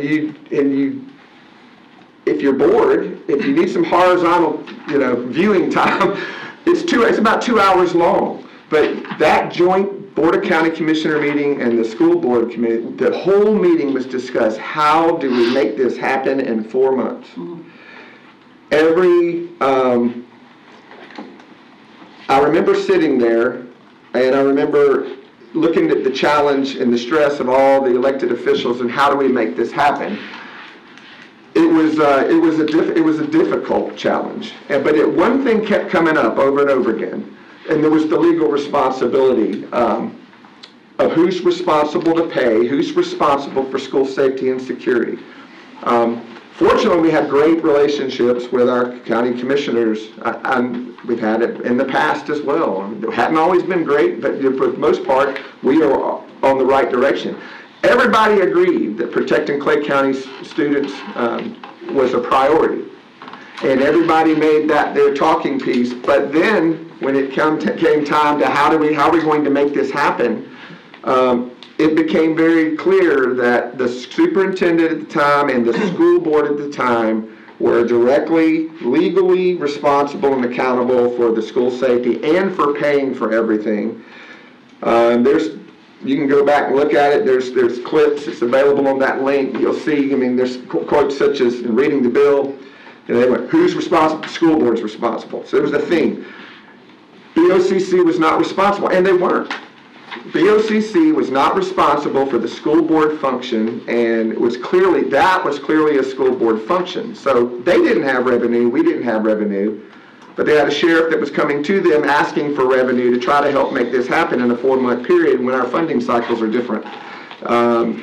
But they made sure we knew it was a school board function. Also in that meeting, on that April 18th, they immediately became a coverage requirement, a coverage concern about MSD compliance. I'm not going to read these to you, but it was pretty much asked at that time by the chair of the BOCC at that time, how are we going to guarantee there's a deputy in every school, bell to bell, and how do we make sure there's coverage and supervision and backup plans to make sure that we're not out of compliance with bell to bell expectations. That question was posed on the top, but to sum up, the response became very evident that the responsibilities of some of our interlocal agency deputies cannot be limited to the internal perimeter of a school board property. And that was something that I remember sitting there thinking, if something happens in the community and it says, and I quote, if they're on school property and a violent crime happens somewhere and it's in close proximity to the property, they were concerned as an agency at that time they'd be opening themselves up for liability, and you can't turn your backs and say, nope, I'm only focusing on what's happening on the school property, not what's happening on the roadways outside the school property. They were legally obligated to leave if there was something in proximity at that time. Now, they were working on coverage plans and fairness, but that was a point to me that made me a little bit concerned when the board and the superintendent were responsible for safety, security, and liability, And we couldn't guarantee that we could keep someone on the campus bell to bell because of their statute, because of their legal requirements and their expectations. So there was a leadership challenge. The funding was huge, the huge challenge that we had, and honestly, we worked as much as we could in that first four months. But due to variables beyond our control, we simply couldn't get it. And to the credit of Ms. Gilhousen and several BOCC members, it was a last-minute effort to try to do a 70-30 split, because remember, the school board foots the bill for the services, has to pay for the services. And at that time, they were talking about significant capital purchases. They were talking about trying to hire 43 officers at that time. They were talking about all of that. But the school board was going to have to foot the bill for that, and we only had services for 180 days, so capital became an issue. How do we handle that? And we made efforts along the way. You'll see that in just a second. But when we did receive quotes for services from all of our interlocal agencies, unfortunately, we didn't have a revenue stream. We couldn't. It was cost prohibitive. It'd be fiscally irresponsible for us to agree, to agree to an all school or nothing approach. Very transparently, the board requested up front, we want to continue our relationships in junior and senior high school. And the former sheriff pretty much took an all school or nothing approach at that cost, and we just didn't have a way to do it. If we could have, that board might have had that decision, but we just did not have the fiscal ability to do it at that time. So, didn't matter. We had 3.5 months to comply with the law and be ready. So we had to move forward, and we wanted to keep our partnerships, but we couldn't reach a partnership with your former sheriff. Now, with that said, always have stood with Clay County Sheriff's Office, in any law enforcement agency. We always supported them. We've always stayed in partnership with them. It was always important to us. Just like you wouldn't hold, people responsible for the actions of one. We respect we're thankful for all of our law enforcement agencies, and that will always be the case. If you take a look at the cost per officers for 2018 at that time, when I said this was just what we had at that time, you could see who paid for what. So we had to go out and say, what's happening at that time in 2018? You can kind of see that, some districts paid half, 50%, some paid 50% of personnel, some only paid for the time they used the officers. We paid 100% along with a few others, but that was for junior and senior high school only. So, I guess the point of me saying that, is leadership really does matter. We're thankful to have, it was Chief Asdot, who unfortunately lost Chief Asdot, but we have Chief Guzman and Chief Goebel and the Orange Park and Green Cove Springs Police Departments respectively, and they immediately stepped up to work with us. And I wanted you to see that. When I started thinking about that challenge and what we were asking at the time to keep Clay County in our high schools and junior high schools, I started thinking, if it would have been if it had been different circumstances, we could have continued that partnership. But that's not the opportunity that board had and that the superintendent and the admin team had at the time. Now, with that said, we learned a valuable lesson back then. And that is, as the largest organization in Clay County, responsible for the legal liability and responsibility for Marjorie Stoneman, we learned we don't need to we didn't want to put ourselves in a position to subject ourselves to every 4 years changing. It could happen with the man down there in that chair. It happens in your chairs. It can happen at the sheriff's office. One thing that will remain constant is the board's responsibility, liability, legalities, the accountability, everything that comes along with it from now to beyond your service. So we made to try to make sure that we knew leadership matters. We have a great sheriff. We happen to have a great sheriff. I'm not allowed to, correct me, Councilman, I'm not allowed to politic or anything during school hours, or I don't want to violate any rules. We happen to have a great sheriff. Listen, awesome. She's not always going to be there. It could change. She could be the governor. I don't know. That was not an endorsement, that was just a comment. But the point is, those leadership positions change, and the board shouldn't be subjected, or we had to figure out, how do we do this? How do we make it happen? So we had to move forward. So we were directed to create a credentialed, qualified team of law enforcement agencies. That's one of the misperceptions that's out there. That's probably some of the most frustrating. It's just like they think, we just started it. That's not the case. We projected budgets for each one. We had, if y'all remember, I'll show you in a second. We conducted workshops, discussed in detail. The board had to take an action, and the team had to go to work to make sure we were in compliance. Because you know what? There was no, we're working on it, we hope you get there. It was by the first day of school, you had to be in compliance. And we had 3.5 months. Next slide. So we established a police department leadership consultant team. And I really got to point something out, because I keep hearing a narrative that this is really not about fabric color at all. This is about, when we knew we had to do this, we wanted to go get the best. And when we got this leadership team, consultant team put together, this team was made up of a former sheriff, loved and respect, former sheriff, law enforcement experts, state certified school safety security experts. And I put this picture together for a reason, because I keep hearing that, what we keep hearing, one of the perceptions we hear is about the concerns about the color of the jersey, coach.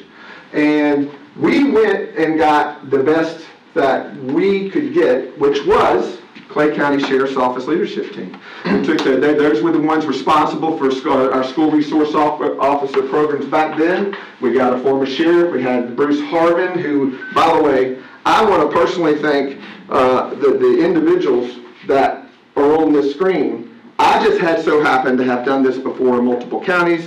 I'll never forget Mary Bola looking at me when they made that action. She turned to me on the board floor and she said, "Dr. Kemp," and gave me that look and said, "Can we do this?" And I remember saying, "We will get it done." And this team, it wasn't me, this team got it done. All of them, some 15, 20 years Clay County Sheriff's Office experience, thankful for it. So we've always kind of bled green anyway, from a leadership perspective. So we started with that. That was important to us. I wanted to point that out to you, that our entire team came from them. Now here's the infamous spreadsheet. Remember this, Ms. Bola? Don't. Okay. So, at the direction of the board, we had ABCD, we had 5 options. And if you need a bigger version of this, we're happy to print it out on a poster board for you. Just so you know, just to orient you to the chart, option A was what we had at the time. It was current guardians and what we had. If you see all of these logos up here in option A, that was what we had at the time. We had guardians, we had junior high, senior high to finish that year. Then we went out and this community supported us for safety security. We got the quotes. Here are the options. Here were that team, not haphazardly, that team put together projected based on average salaries and what we thought might happen. We had no idea to know how many years experience each officer would have coming in, so we created average salaries. We created a projected budget for year 1, which had a capital startup year, and year 2. One of your responsibilities and our responsibilities as an admin team at the time and to advise the superintendent was trying to control cost. How do we control costs when our revenue stays flat every year? We're not getting more money for this every year, so how do we make sure we do that? That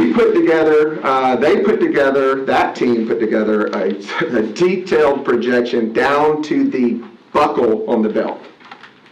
And honestly, I'm so proud of what that work was in such a short period of time and what we thought the year 1 cost would be and year 2 cost would be. Next slide. Now, at that workshop, there was a lot of discussion about plans B and D. They garnered the most. Because the plan A was guardians, and at that time we wanted to keep guardians on our larger campuses, and I agree. We got some really big campuses. And, the more armed school safety officers we can have on the larger campuses, the better. But that was guardians. So then we started looking at B and D. What we wanted and what we asked for was option D, to partner with us with option D. We wanted that all along. Wasn't an option. Now, board went to option B, which was to start our own police department in the elementary schools and high schools, and keep our interlocals with Green Cove and Orange Park. So next slide. When you look at what we were told to do and the time frame we had to do, the board had no choice. Board had to make a contentious, difficult decision. That's what boards do. Moving forward. Next slide. I did it just won't. It's slow. Take a look at this. Even after the board adopted, and I just think for the public record, this needs to be on here. Even after the board chose option B and directed the ops team and all of us to go to work to get it done, here was the timeline.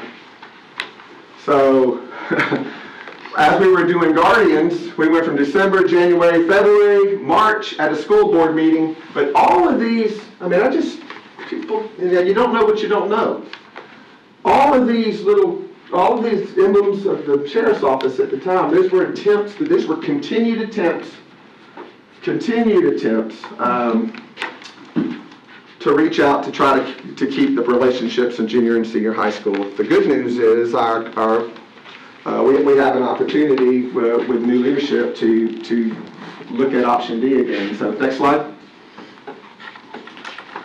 So boom, they put us to work. Look what happened. Saluting our SROs. You know what I remember about this picture? The air conditioner was out in the HVAC problems, and honestly, it was such an unbelievable event that in 4.5 months from the time that the board said, Ms. Bola said, can we do it? We put together that first team. Do you know we had over 900 years of experience in that inaugural class? Do you know I would have ventured to say 50-60% came from right across the street. A lot of excitement about coming in here, the leadership team, the chief, what we had going on. Look how happy everybody was. That was I think it happened once, but there it was. I mean, look at how happy everybody was.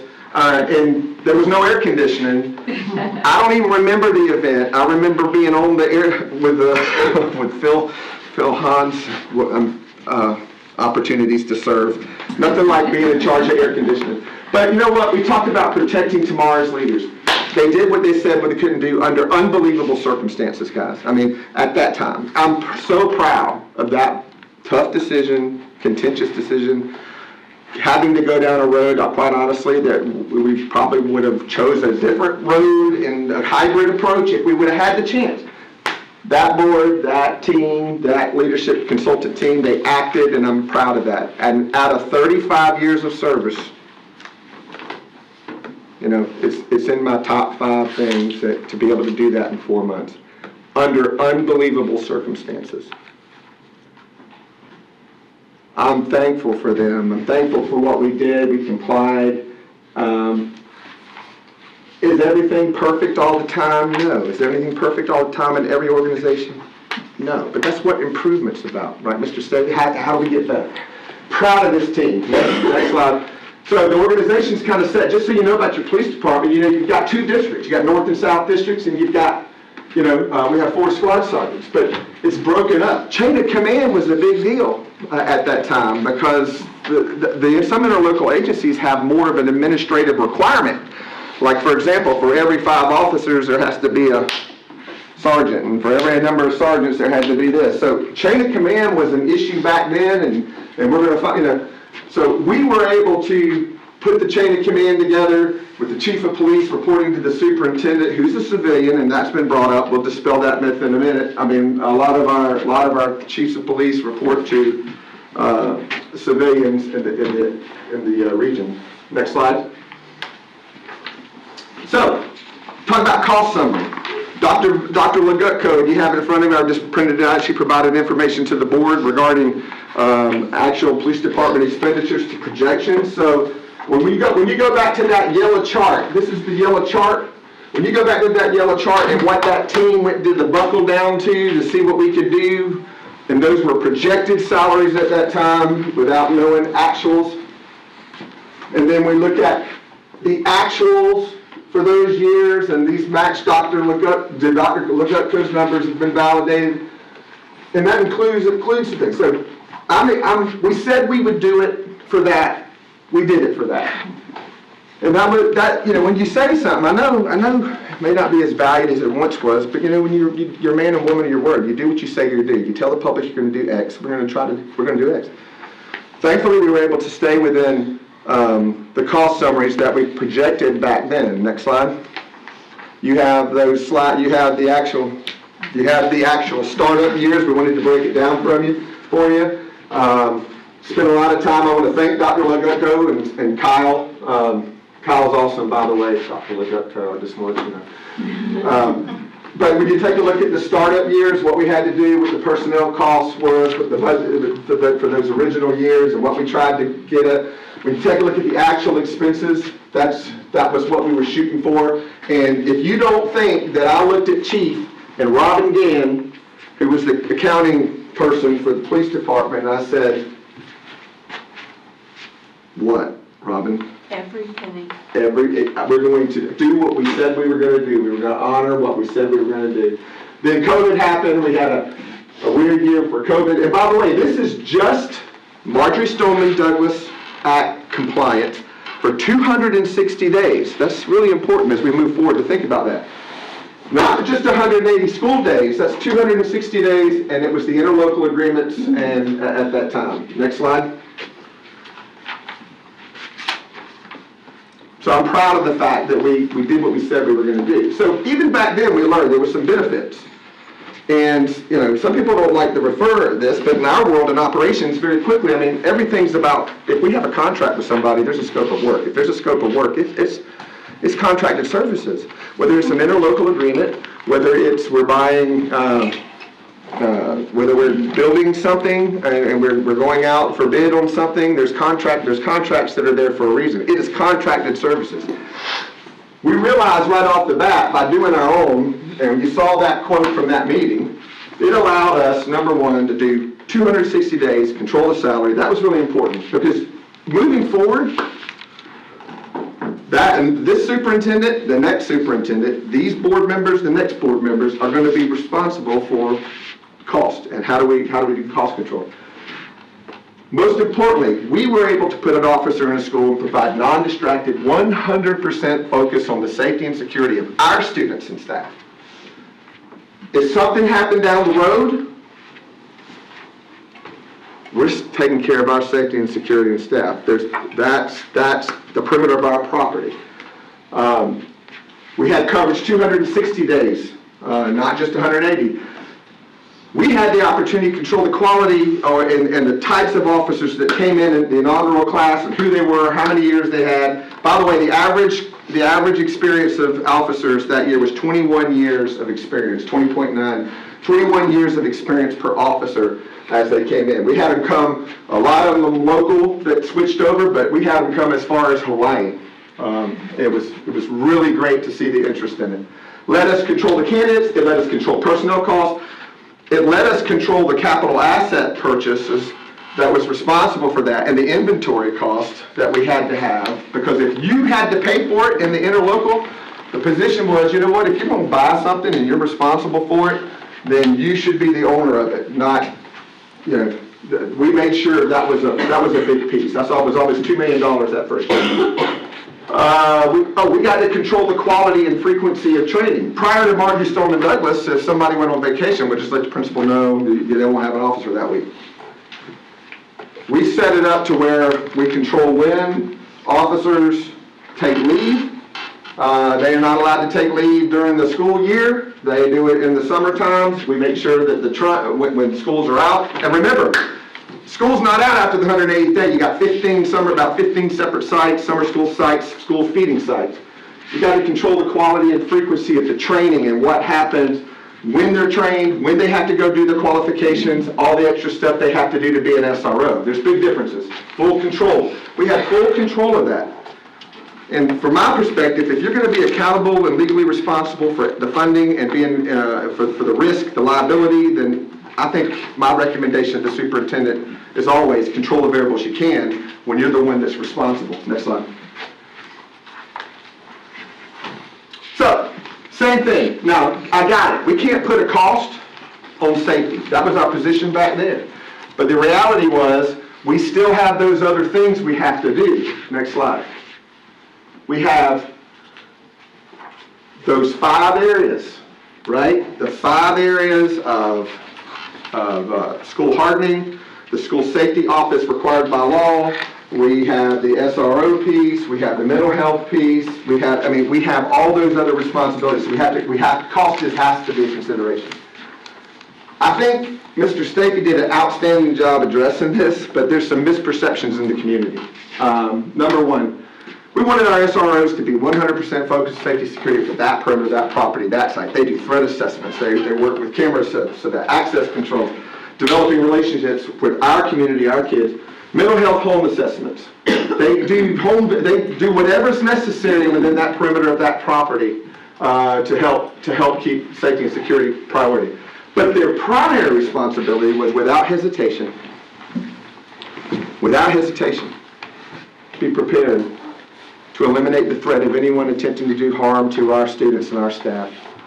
You know, I sat in all those interviews with police, with the police department that first year, and looking at candidates coming in, and I had one question, and it's probably one of the most difficult questions I've ever had to ask in interviews, because when you think about what our officers sign up for, it's huge. My question was, Mr. and Mrs. So-and-so, are you prepared to eliminate the threat, to drop the threat of anyone coming on our property to harm our students and staff, even if that anyone is 13 years old? If they hesitated, I had concerns. Their primary responsibility of our SROs, so it's really not about the response has always been the same. The response to the event, by the way, if we ever, God forbid, we had an incident, that's never changed. Everybody's coming. Florida Highway Patrol, Clay County Sheriff's Office, legally responsible for the responding. Everybody coming. Everybody's, our neighboring counties, all will come. But our responsibility, that SRO, first and foremost, is eliminate the threat. Drop it. Without hesitation. Student conduct. And this was some perceptions out there. Student conduct, I'm talking to Coach, I'm sorry. Student conduct is, I was a principal a long time. Been there, done it. Classroom management, behavior, the culture of the school, climate culture back there, the culture of schools matters. I was a principal a long time, I can tell you. Classroom management, student conduct, code of conduct issues, that is a school administrative responsibility. When I go back and look over the last couple of months, I look at all the public comments, and I look at that, and I look, issues that are reported to law enforcement, issues that aren't, we looked at all that. SROs provide support to that school administration when that's appropriate, but they're responsible for eliminating that threat and criminal activity taking place on the school property. This function is an admin function, and there's a misperception out there that people think that our law enforcement officers are there for behavior in the schools, discipline in the schools. Our officers cannot discipline students from the code of conduct perspective. They follow the law. And he said it better than I could ever say it, because I'm old school. But we don't really police our children the way we police adults. Do you really want to arrest a kindergartner because he slapped, it really? So it's about children, discipline, training, consequences, and learning opportunities. So this perception, the crime versus discipline piece, when you're talking to your constituents, and when they call you, and they have their opinions, it was awesome. that they have those and that they share with you that, but keep in mind something. Remember to tell the truth, the whole truth and nothing but the truth, not half the truth, not an element of the truth. In the end, you're responsible. I appreciate people's opinions, and we appreciate them in 2018. You don't think we had some in 2018? Interestingly enough, some of the same groups doing that, but we don't. We have to address the perceptions. They're there for those two reasons. And you know what? They're there immediately. The response is coming, but they're there to drop the thread and do all the other SRO responsibilities. Next slide. I'm going to get in. I'm going to close. Something else. Our whole organization is built on credentials. Law enforcement is credentialed by the Florida Department. That team that put this together was highly credentialed and experienced. Our whole organization, the whole Clayton County District Schools, Mr. Superintendent, is based on certifications, based on examinations, licensing. I've got certified teachers right here that are experts in their area. Certified teacher, expert in their area. RN, licensed, certified. Real estate professional, broker, agent. I mean, you have to take license. RN, right? I'm coaching. I'm sorry. But look at this. Every area of our organization is based on qualified credentials. So you're looking at kindergarten, middle grade, all the teachers, counselors, school psychologists, RNs, social workers, media specialists, they're experts. I got experts in discipline, behavior. I got expert in safety over there, school safety. Business affairs, holy moly, look at the designations in that. Technology, we don't even want to know Ethan's world, but he's got expert credentialed people, and all they care is that it works. Nobody cares, nobody cares when it works. They care when it doesn't work. Yes, sir. You're 100% or nothing. That's your own standard. You're a winner or a loser, one of the two. But I want to just caution us. I mean, look, the whole organization, we have, for people in the community, for anyone to say that, or question the credentials or the certifications of any division, any class of organization that we have, it's unfair. And I'm supporting you support our people. I know all of you support our people. We support our people, but keep in mind, to say that we're not in this credentialed area, we're not in this business, we're not in safety, security, law enforcement business, we better just somebody else to do it. Okay, that maybe so. But we have to say the same thing about, are we in the transport? I mean, if we're about educating kids, or about transportation and logistics and routing specialists and certification, maybe we should. You don't want to hear this over there. You don't want to. Maybe. But I'm just saying, the analogy was. Food services, best lady in the. I tried to steal her. Susan. Food nutrition service, certified safety specialist, certified in food handling, certified stuff. I'm telling you, what about electrical, DVPR, the plumbing, all these people are licensed. So just to single one out and say, we're really not in that, we should probably look at other options. And we can, but we need to look at everything and not just one as we move forward. Next. So we're built on quality credentials. Proud of that. That's every school district. We continued the collaborations with CCSO all the way through, even though it was contentious in the beginning because it wasn't CCSO's fault. It was the issue we were dealing with. But all these things we did constantly with them, have constantly done that with them. It's never stopped. The green that came here, that put on a blue jersey, never stopped being green. So that's where it came from. So we do all these things now, all these trainings and collaborations now. Next slide. Certifications are required. Just so you know, to be a law enforcement officer on the credential piece, all officers are certified by the Florida Department of Law, FDLE. If they are not FDLE certified and they're not put into the ATMS system, they can't be a police officer in the state of Florida. And that goes for all agencies, any agency. There is a basic law enforcement designation approved by FDLE that absolutely must have in order for them to even be considered. And just because they have it doesn't mean they get hired on as an agency. They have to have that to interview and go out and go through that training. Next. Additional training, keep in mind, in addition to the FDLE training, you have to have additional training as an SRO. Our officers has had over 13,700 documented trained hours above what they're supposed to have for basic law enforcement that allows them to sit in the car on the campus. Correct? Yes, sir. Steve? We had their training, they came, firearms, active shooter, defense tech, youth mental health, all this stuff is stuff prior to Marjorie Stoneman Douglas wasn't this important. Now, absolutely, all of our officers have that, and I'm proud of that. Next slide.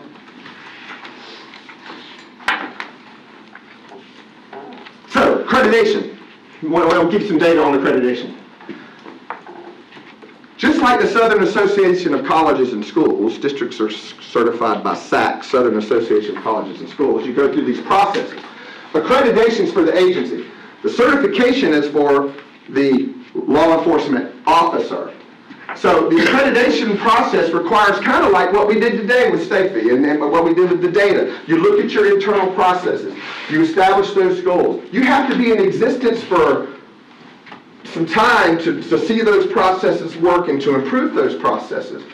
Now, when we started in 2018, standard operating procedures, that leadership team, the command staff, the chief and his team, they had to come in. We had standard operating procedures. It was reviewed with the board. Our policies and procedures were reviewed by that board in Clay County, and it was exciting stuff, Ms. Bola and Ms. Gilhousen. It was exciting stuff, but it was initially adopted, and it's been approved every year. So we've had operating procedures. But in order for you to be accredited in the state of Florida, next slide, in order to be accredited, national accreditation, just so you know, a really important point.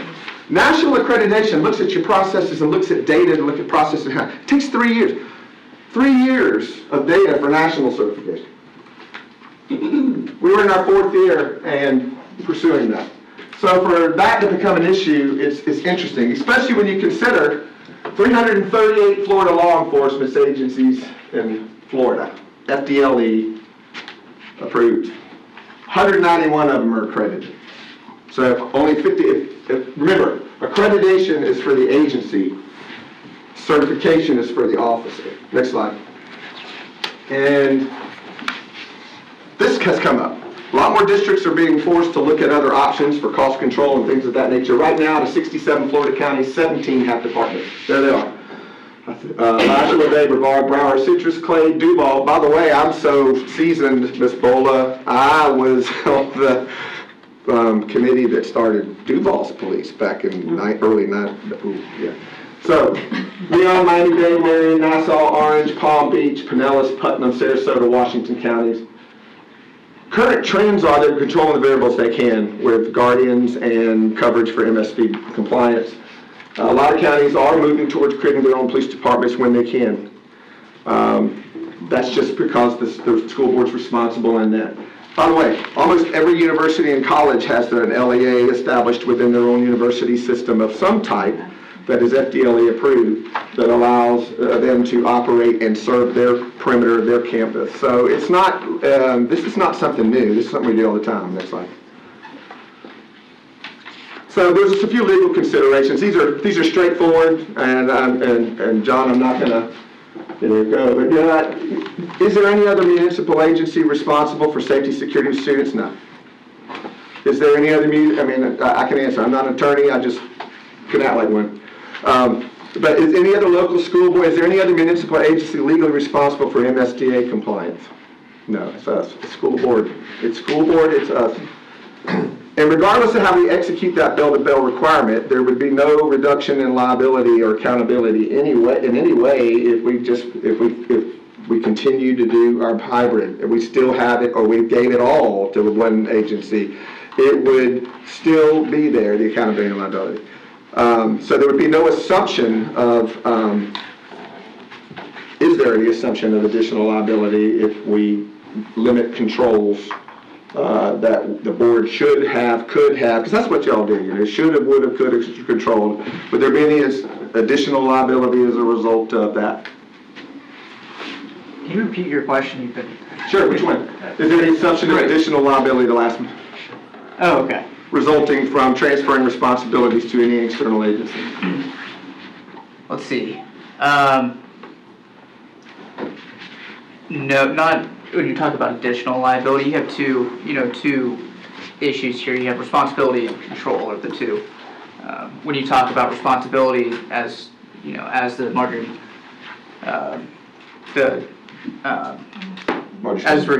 Stoneman, the responsibility is on the school board ultimately. Now, when you talk about control,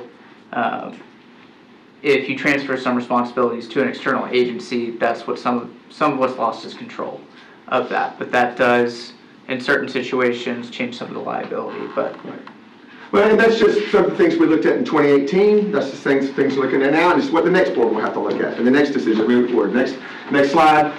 And then we're going to get into saluting some of our SROs and protecting tomorrow's leaders. Again, look how happy everybody was at that time. Next slide. Look, our officers, I'm proud. Look at me. I could have put 50 slides in here on the great things that our SROs are doing and the relationships they're making in the schools. Next slide. Proud of that. Proud of what's been accomplished. I salute them. I stand with them. We support them. They've done a great job, and they've signed up they trusted us to sign up to take the ultimate risk for our kids. Next slide. So let's do some credit. This is about to close. Common misconception. Now, this is what I've heard since the beginning, and this might be, who knows, this might be my last go. But look, so common public misconceptions and misinformation. I've heard this the whole time, and if I'm not doing it for any of you, then I'm doing it just to put it on the public record. Okay? Heard it from the same stuff we've heard for 4 years. And being in leadership is tough. You have to defend the actions that you had to do with the right thing for the organization and kids. I kept hearing, oh, we didn't want to continue the department. After we did all the things we did that I just shared with you, historical facts, that we didn't want to continue our relationships. Hit the button. False. Right? So, hey, we heard that our police officers aren't of the same quality of CCSO or any other law enforcement agency in the state of Florida. Hit the button. Let's put it out here. You went the wrong way. False. I've heard from our people don't require the same training certifications as other LEAs. I have documented to you today in historical fact that our SROs in general require way more than that of an FDLE. So that one is false. I've heard that we have less expertise than other agencies. We had over 900 years of experience that inaugural class. We have average years of experience of our police officers was 20.9 years of experience. Because you control those variables, you get to control the quality, the experience, the pay, the time of what we're bringing in. So that's false. I've heard this, CDS has not been fiscally responsible. Dr. Agutko has validated. We told you what the projections were. We did what we said. That's false. I've heard that Clay County District Schools Police operates without a budget. Do they even have a budget? No. I promise you, Dr. CF No will not let any division spend a dollar. Every division has a budget. Every division sits down with her every year. And so that's absolutely false. I showed you the projected budget. I showed you the actuals. Next slide. Glad I'm getting this out in the air. But, oh, I hear this. Oh, we receive money from the state to cover SROs in all our schools. Yeah. We received Safe School dollars originally, and it didn't even, and remember, Safe School dollars was for guardians, it was for mental health support, social work support originally in the beginning. So, false. I've heard this over and over and over again, that if any other agency takes it over, United States of America Armed Security Guard Services that might want to compete for a quote for service. If any other agency takes it over, they think, people in the community think that if one agency, CCSO or Green Cove, or if one agency was to do it, that we don't have any cost. They think it's a duplicated service. They think it's wrong. That's false. We have to do an interlocal agreement and a contract they are contractors, and I know some don't want to be referred to.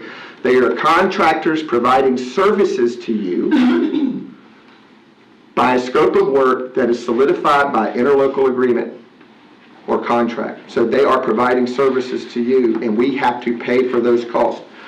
Oh, I've been told this, which is very concerning, and should be concerning to everybody responsible in here, and that is that we don't need the safety security mill if we can use Ed First.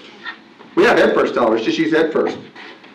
Remember, we can't use Ed First dollars for salaries to pay people. That's protected by referendum, so that's false. That's also on that one, they say we don't need the safety security mill if, the sheriff's office, that's wrong.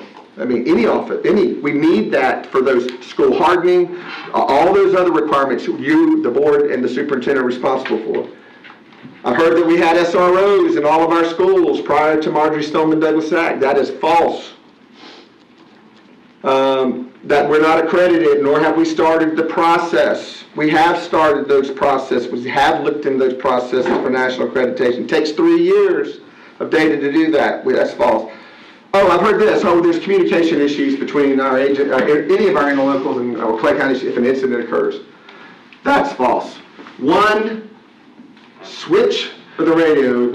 We share channels. We're in response to them all the time. I've been told this in my 5 years. Oh, they're the only ones that can respond in case of an wrong. Everybody's coming. Cavalry's coming. Florida Highway Patrol. Everybody on that. That we didn't coordinate, that there's not coordinated training. That's completely false. We do all of our coordinated training with all of our agencies, including we just had one 2 weeks ago at Ridgeview High School where we had an active assailant training for all the agencies that were there. Next slide. It's coming, I'm sure. No, I don't know. It's not like that here. There you go. Oh, I heard about the CHIRP, the County Hazard Incident Response Plan. Understand that that plan originally started with we did have input into that. Our officers, all the agents had all input into that CHIRP plan. Started with our school reunification plan. Sheriff did a good job with putting additional levels in that she felt comfortable with. So it's the County Hazard Incident Response Plan. Keep in mind our former safety and security person was John Ward, who was the longtime emergency management coordinator for the county. He was also our school safety person for a while. So we did have input with that. So that's I've heard that we've had nothing to do with that. That's not true, that's false. There's the processes, no checks and balances for reporting officer complaints. Now remember, the CCDS Police Department is no different than any vertical or divisional vertical that's in all those lists of verticals. Trust me, ask Troutman, ask the superintendent. There's internal processes in place to ensure that if there's complaints on any employee, whether they're in the police department or not, that we have checks and balances for reporting officer complaints. That is, for someone to say we don't have those processes in place, that's not completely accurate. Police officers, LEAs, don't report to civilians. That's not exactly accurate either. So when you take a look at the sheriff reports to the governor, it also has to answer to the BOCC for budgetary things and the county manager at times. Green Cove Springs reports to county manager, civilian, our chief reports to the superintendent. And then we addressed this one earlier, but you addressed it from the assessor side, Kevin. You addressed this when we were underreporting incidents to the state, and unfortunately some of the chatter out there is that it was done intentionally or I'm telling you that's not accurate. When it comes to the state attorney report, all the municipalities, correct me if I'm wrong, Chief, but all the municipalities submit their data to the county. The county is the one that submits the data for those reports to the state. Has the county submitted the reports to the date at this time? No. When are they supposed? When's the deadline for them to report this to the state? There's a conflict between the data that gets dumped to Florida Department of Law Enforcement. When we changed from UCR type of summary incident reporting to now incident-based reporting, when that data got put together in the records management system, there was conflict, and those conflicts do not allow the sheriff to be able to dump that data. I've been in communication probably for the last year of wondering when we were going to be able to dump that data so that our UCR numbers will reflect. Because if you go and you look at the UCR data right now, you'll see blanks for even the sheriff's office and the other municipal agencies. So Orange Park does the same process, reports their information, Green Cove reports their information, you report your information. Yeah. And that information is developed when, we'll just kind of segue from what Cessor is. When Cessor has a mandatory report to law enforcement, the police officers at each of the campuses write a report. That report is not actually housed in the Clay County District Schools. It's actually housed on the sheriff's office servers. Right. So we have to validate the data that gets put to it. Once that data gets put, I validate it, make sure that it's correct for incident reporting, and then it'll ultimately get. We have already done testing to make sure that when we submit data to FDLE, that it does recognize it, that it does see if there's a change. For instance, if we inactivate a case that's a theft, but then after data gets reported and it gets changed and we have a suspect, it will automatically change that data and re-report. So all those testings were done. It just cannot be submitted because the sheriff's office has to be able to do that. Okay. Because we're all in the same system. All right, next slide. So, we're talking about future. This decision, this decision's the decision, whatever it ends up. But my hope would be that understanding understanding the Florida statutes, our responsibility, understanding what FDLE requires, understanding the historical facts and the facts that we're facing now. When you take a look at fiscal responsibility, when you take a look at focus of the controls that we can have in place, the flexibility to make sure you're in compliance with the law, and fundamental fairness, I'm going to make a recommendation, Mr. Superintendent. So if you're asking for a staff recommendation, if he was to ask, next slide, if he was to ask for that, I would give that. My staff recommendation is going to go back to what we really, the heart and the intent of our effort was in 2018 when this happened. My staff recommendation is that we truly demonstrate one Clay, and that all agencies work together. And look, all those verticals, there's leadership concerns or whatever, we sit down and we work through whatever those concerns are, but we go through one Clay. I would love to have all agencies working together. Would love to reconsider moving forward option D to keep all of our agencies together, asking CCSO to provide SRO services in our junior and senior high schools like we originally wanted. Would love to have that, have had conversations with her team regarding that, providing information for them. But it's like, again, you can't put a cost on this, but for me, having their quote for services, having a cost of service, what would it cost for the day? And then we meet in the middle and try to partner together. I want to continue the partners with Green Cove Springs Park Police Department and Orange Park, continue our elementary school efforts with the police department. We need to continue the Guardian, because I cannot tell you how many times the Guardian program has saved every district for MSD compliance, not just ours, that we would have the flexibility to move and make sure there was coverage for, and again, I've always been a proponent of supporting larger campuses. Some of our campuses are large, and having more than just the SRO and having a Guardian on that would be awesome if they don't need coverage if I have a SRO out. Mainly, my job is to recommend, and it's, my intent has always been to try to make sure that I put the district in the best position and that we put the kids in the best position, because if the district operates fiscally responsible with all those, if we do all those things, we can better support children and we can better control the costs moving forward. That has always been my heart. That has always been my intent. If I had a recommendation, Mr. Superintendent, if you're asking me today, my wish would be that we could consider quotes for services to partner with all of our agencies so we can truly demonstrate one Clay moving forward. Now, that concludes my part, but I want to say this. Every team member that was associated with the effort from 2018, all of our mental health, our climate culture, our curriculum instruction, our school admin, all our police department, I am so thankful. I support them. And moving forward, we need to continue that. And we need to make sure that, I'm a little coach, and if we hang together, we hang together. We're going to make it through whatever challenge there is if we just communicate and work together. So, Mr. Superintendent and the board, I would say, the decision is yours, moving forward as you consider options. Would love to have the opportunity to make it one Clay. All the teams available for questions. Can you go back to slide 23?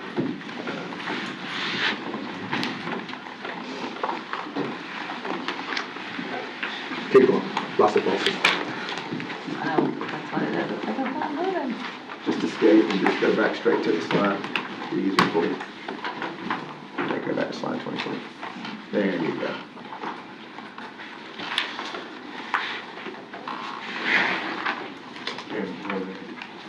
I just want to say for the record that we see the upper right, that picture there, that is Dr. Kemp. That's before. That's like 1990. That's before 18. The only person I know that uses 1990 photo on his badge and on everything.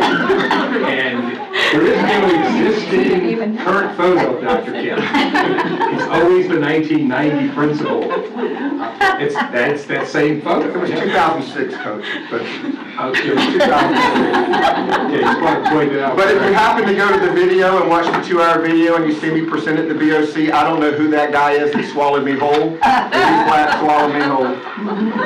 Yeah, there's no doubt Dr. Kemp is super passionate about it, so I hope the board, took the passion, in stride. A person that's there for the founding of this, has a different level of passion when it comes to it. I think the attempt was simply to provide some information, some background information related to this. It's a big decision that has to be made. I appreciate the board listening attentively to it and progress from there. So, any questions before we move on? Okay, so Madam Chair, if I could make the recommendation that we kind of wrap this up, because remember, we have the shade meeting immediately concluding this for the FSAT.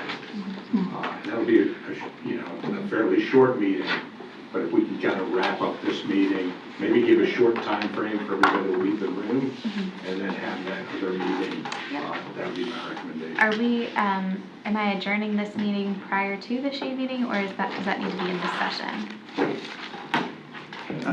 Just have to gavel back in. They're two separate meetings. Two separate meetings. So we're ending this meeting. Okay. I had It's a different type of meeting. You don't have to start one meeting and the other meeting. You just stop. Okay. Stop. Okay. I had no questions from the audience. Superintendent, anything further from you? No, ma'am. Anything from the attorney? No. Anything from the board? Nothing? I have Ms. something. Fuller? And it's related to our last meeting and the decision with the Chief 3000. My phone sort of blew up after that, as did my emails, and I brought a number of them. And this is for going forward. This is not a, let's look at what we did. In essence, we are looking at what we did, but in the future. If we could, as a board, consider when a decision is going to be made of that magnitude, that we pause. We give it a month. I realize that the contract for the end of that, for the contract for Achieve was coming up at the end of that month. My guess is that if we had said, hey, we need another month, Achieve would have said, yeah, no problem, we'll give it to you because we're talking a pretty large contract, obviously. And as I said, I had a number of, I just lost it, I'm sorry, emails. This text message, though, brought it home, and I just wanted to share it. As teachers, this is from a friend who is a 6th grade teacher at W.E. Cherry Elementary. As teachers, we have always been able to supplement the curriculum with resources that our students need, things that are high quality and that engage our students. But now our experience with knowing what our students need is being ignored. We are no longer able to pull in materials that our students need. As teachers, we have always had a voice in what goes on in our classroom and the resources we use, but now our voices have been silenced. We have had essential resources taken from us, and more importantly, our students, and we were not even given the opportunity to defend their value. I've been teaching for 25 years, and I feel like my experience is no longer respected or valued. That one struck home. Many of these emails, and I know we all receive some of them, but I feel like we're sending a mixed message to our teachers and perhaps even to the superintendent. We're asking to improve our reading stats. We're asking to improve our children's reading ability. Comment was made, well, if we don't have this, we can go back to what we were doing before. Unfortunately, that's gone too. Many of us remember AR. You know, if you have a reading level and you know that you're a K and you want to work yourself up to a P, you know what books you need to read to get there. Unfortunately, what we did was take a tool away from elementary schools.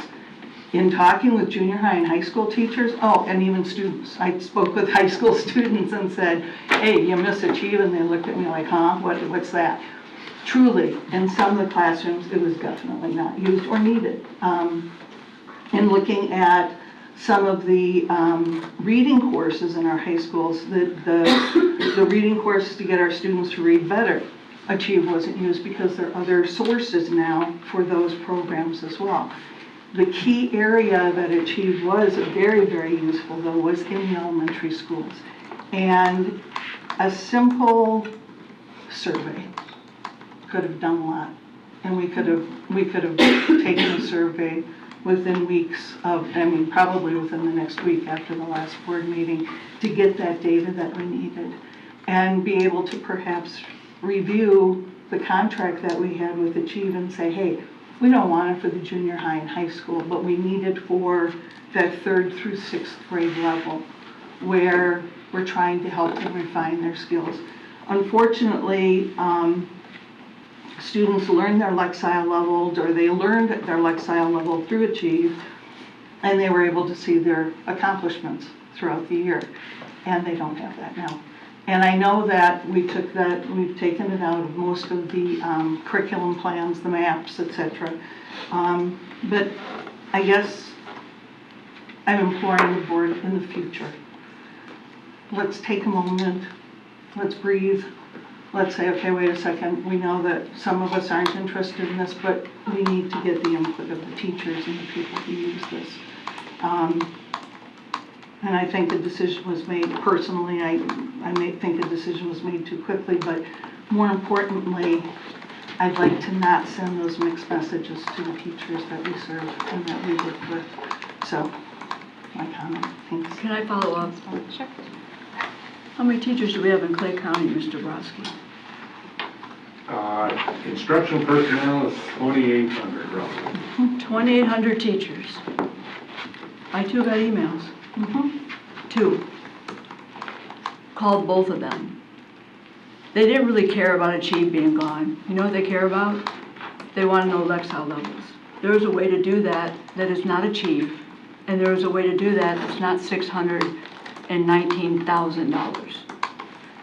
As I have said, since November, 12 plus times, I fault the county for not asking teachers and sending out surveys and doing what's called the return on investment, asking the teachers what they want. It was a complaint almost the entire time I was a teacher. I take offense at the word decisions made in haste. The county didn't even tell us till the Thursday before the workshop that that particular contract was coming due. It is very difficult to make a decision about anything when you have 4 days. And then between Tuesday and the following Thursday, this board had 9 full days to do their own research and go out to schools and talk to teachers. I've walked through 4 schools and got nothing but high fives from kids and teachers. 3rd grade teachers in particular said they use PENDA in small group.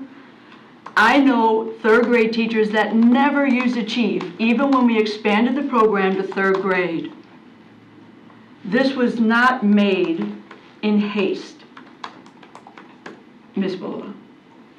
Yes, there's some teachers, but the ones who are upset about it being gone simply want to know Lexile levels. When I ask the teachers, Lexile levels, what does that do for you?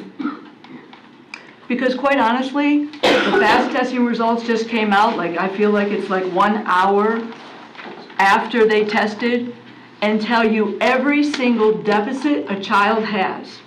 A Lexile level is not what we're teaching for. It might be which is, by the way, based on academic vocabulary. Lexile levels are based on vocabulary mainly, not all.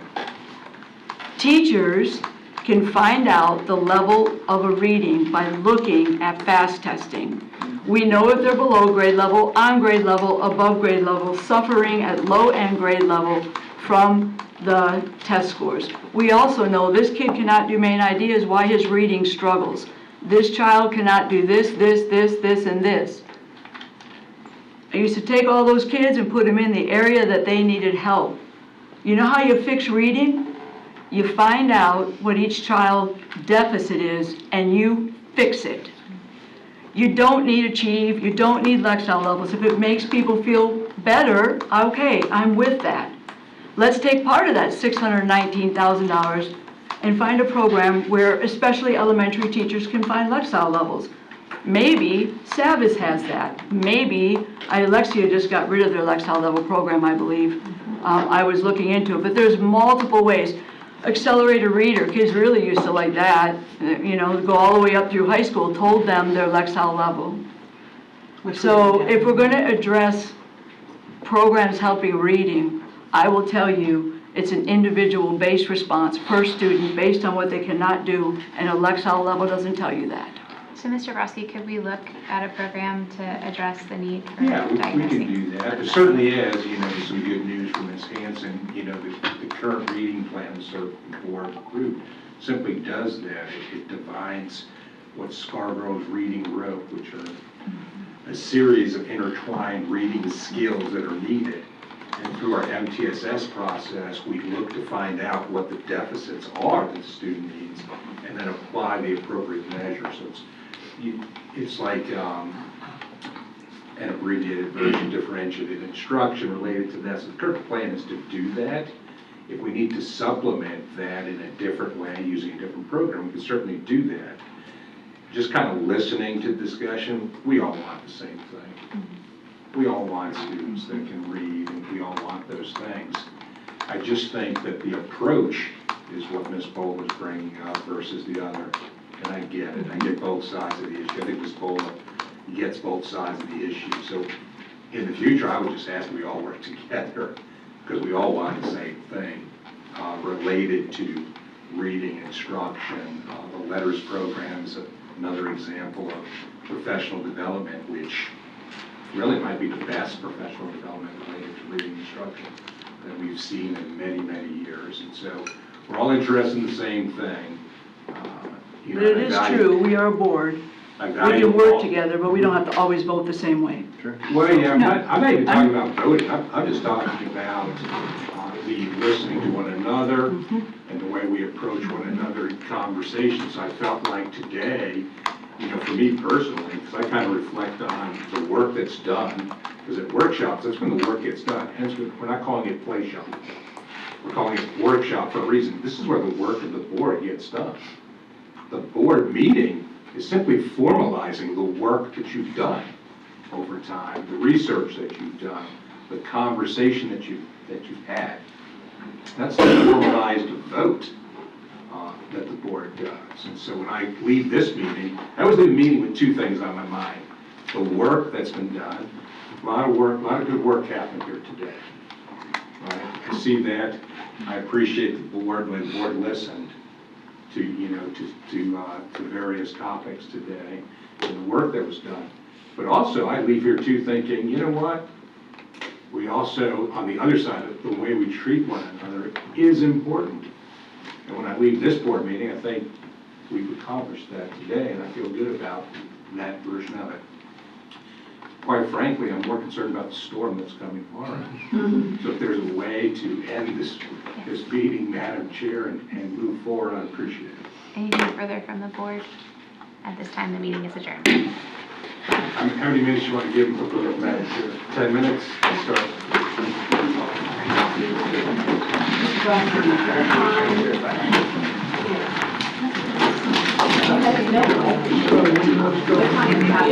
I'm ready. I brought my little orange paper. I'll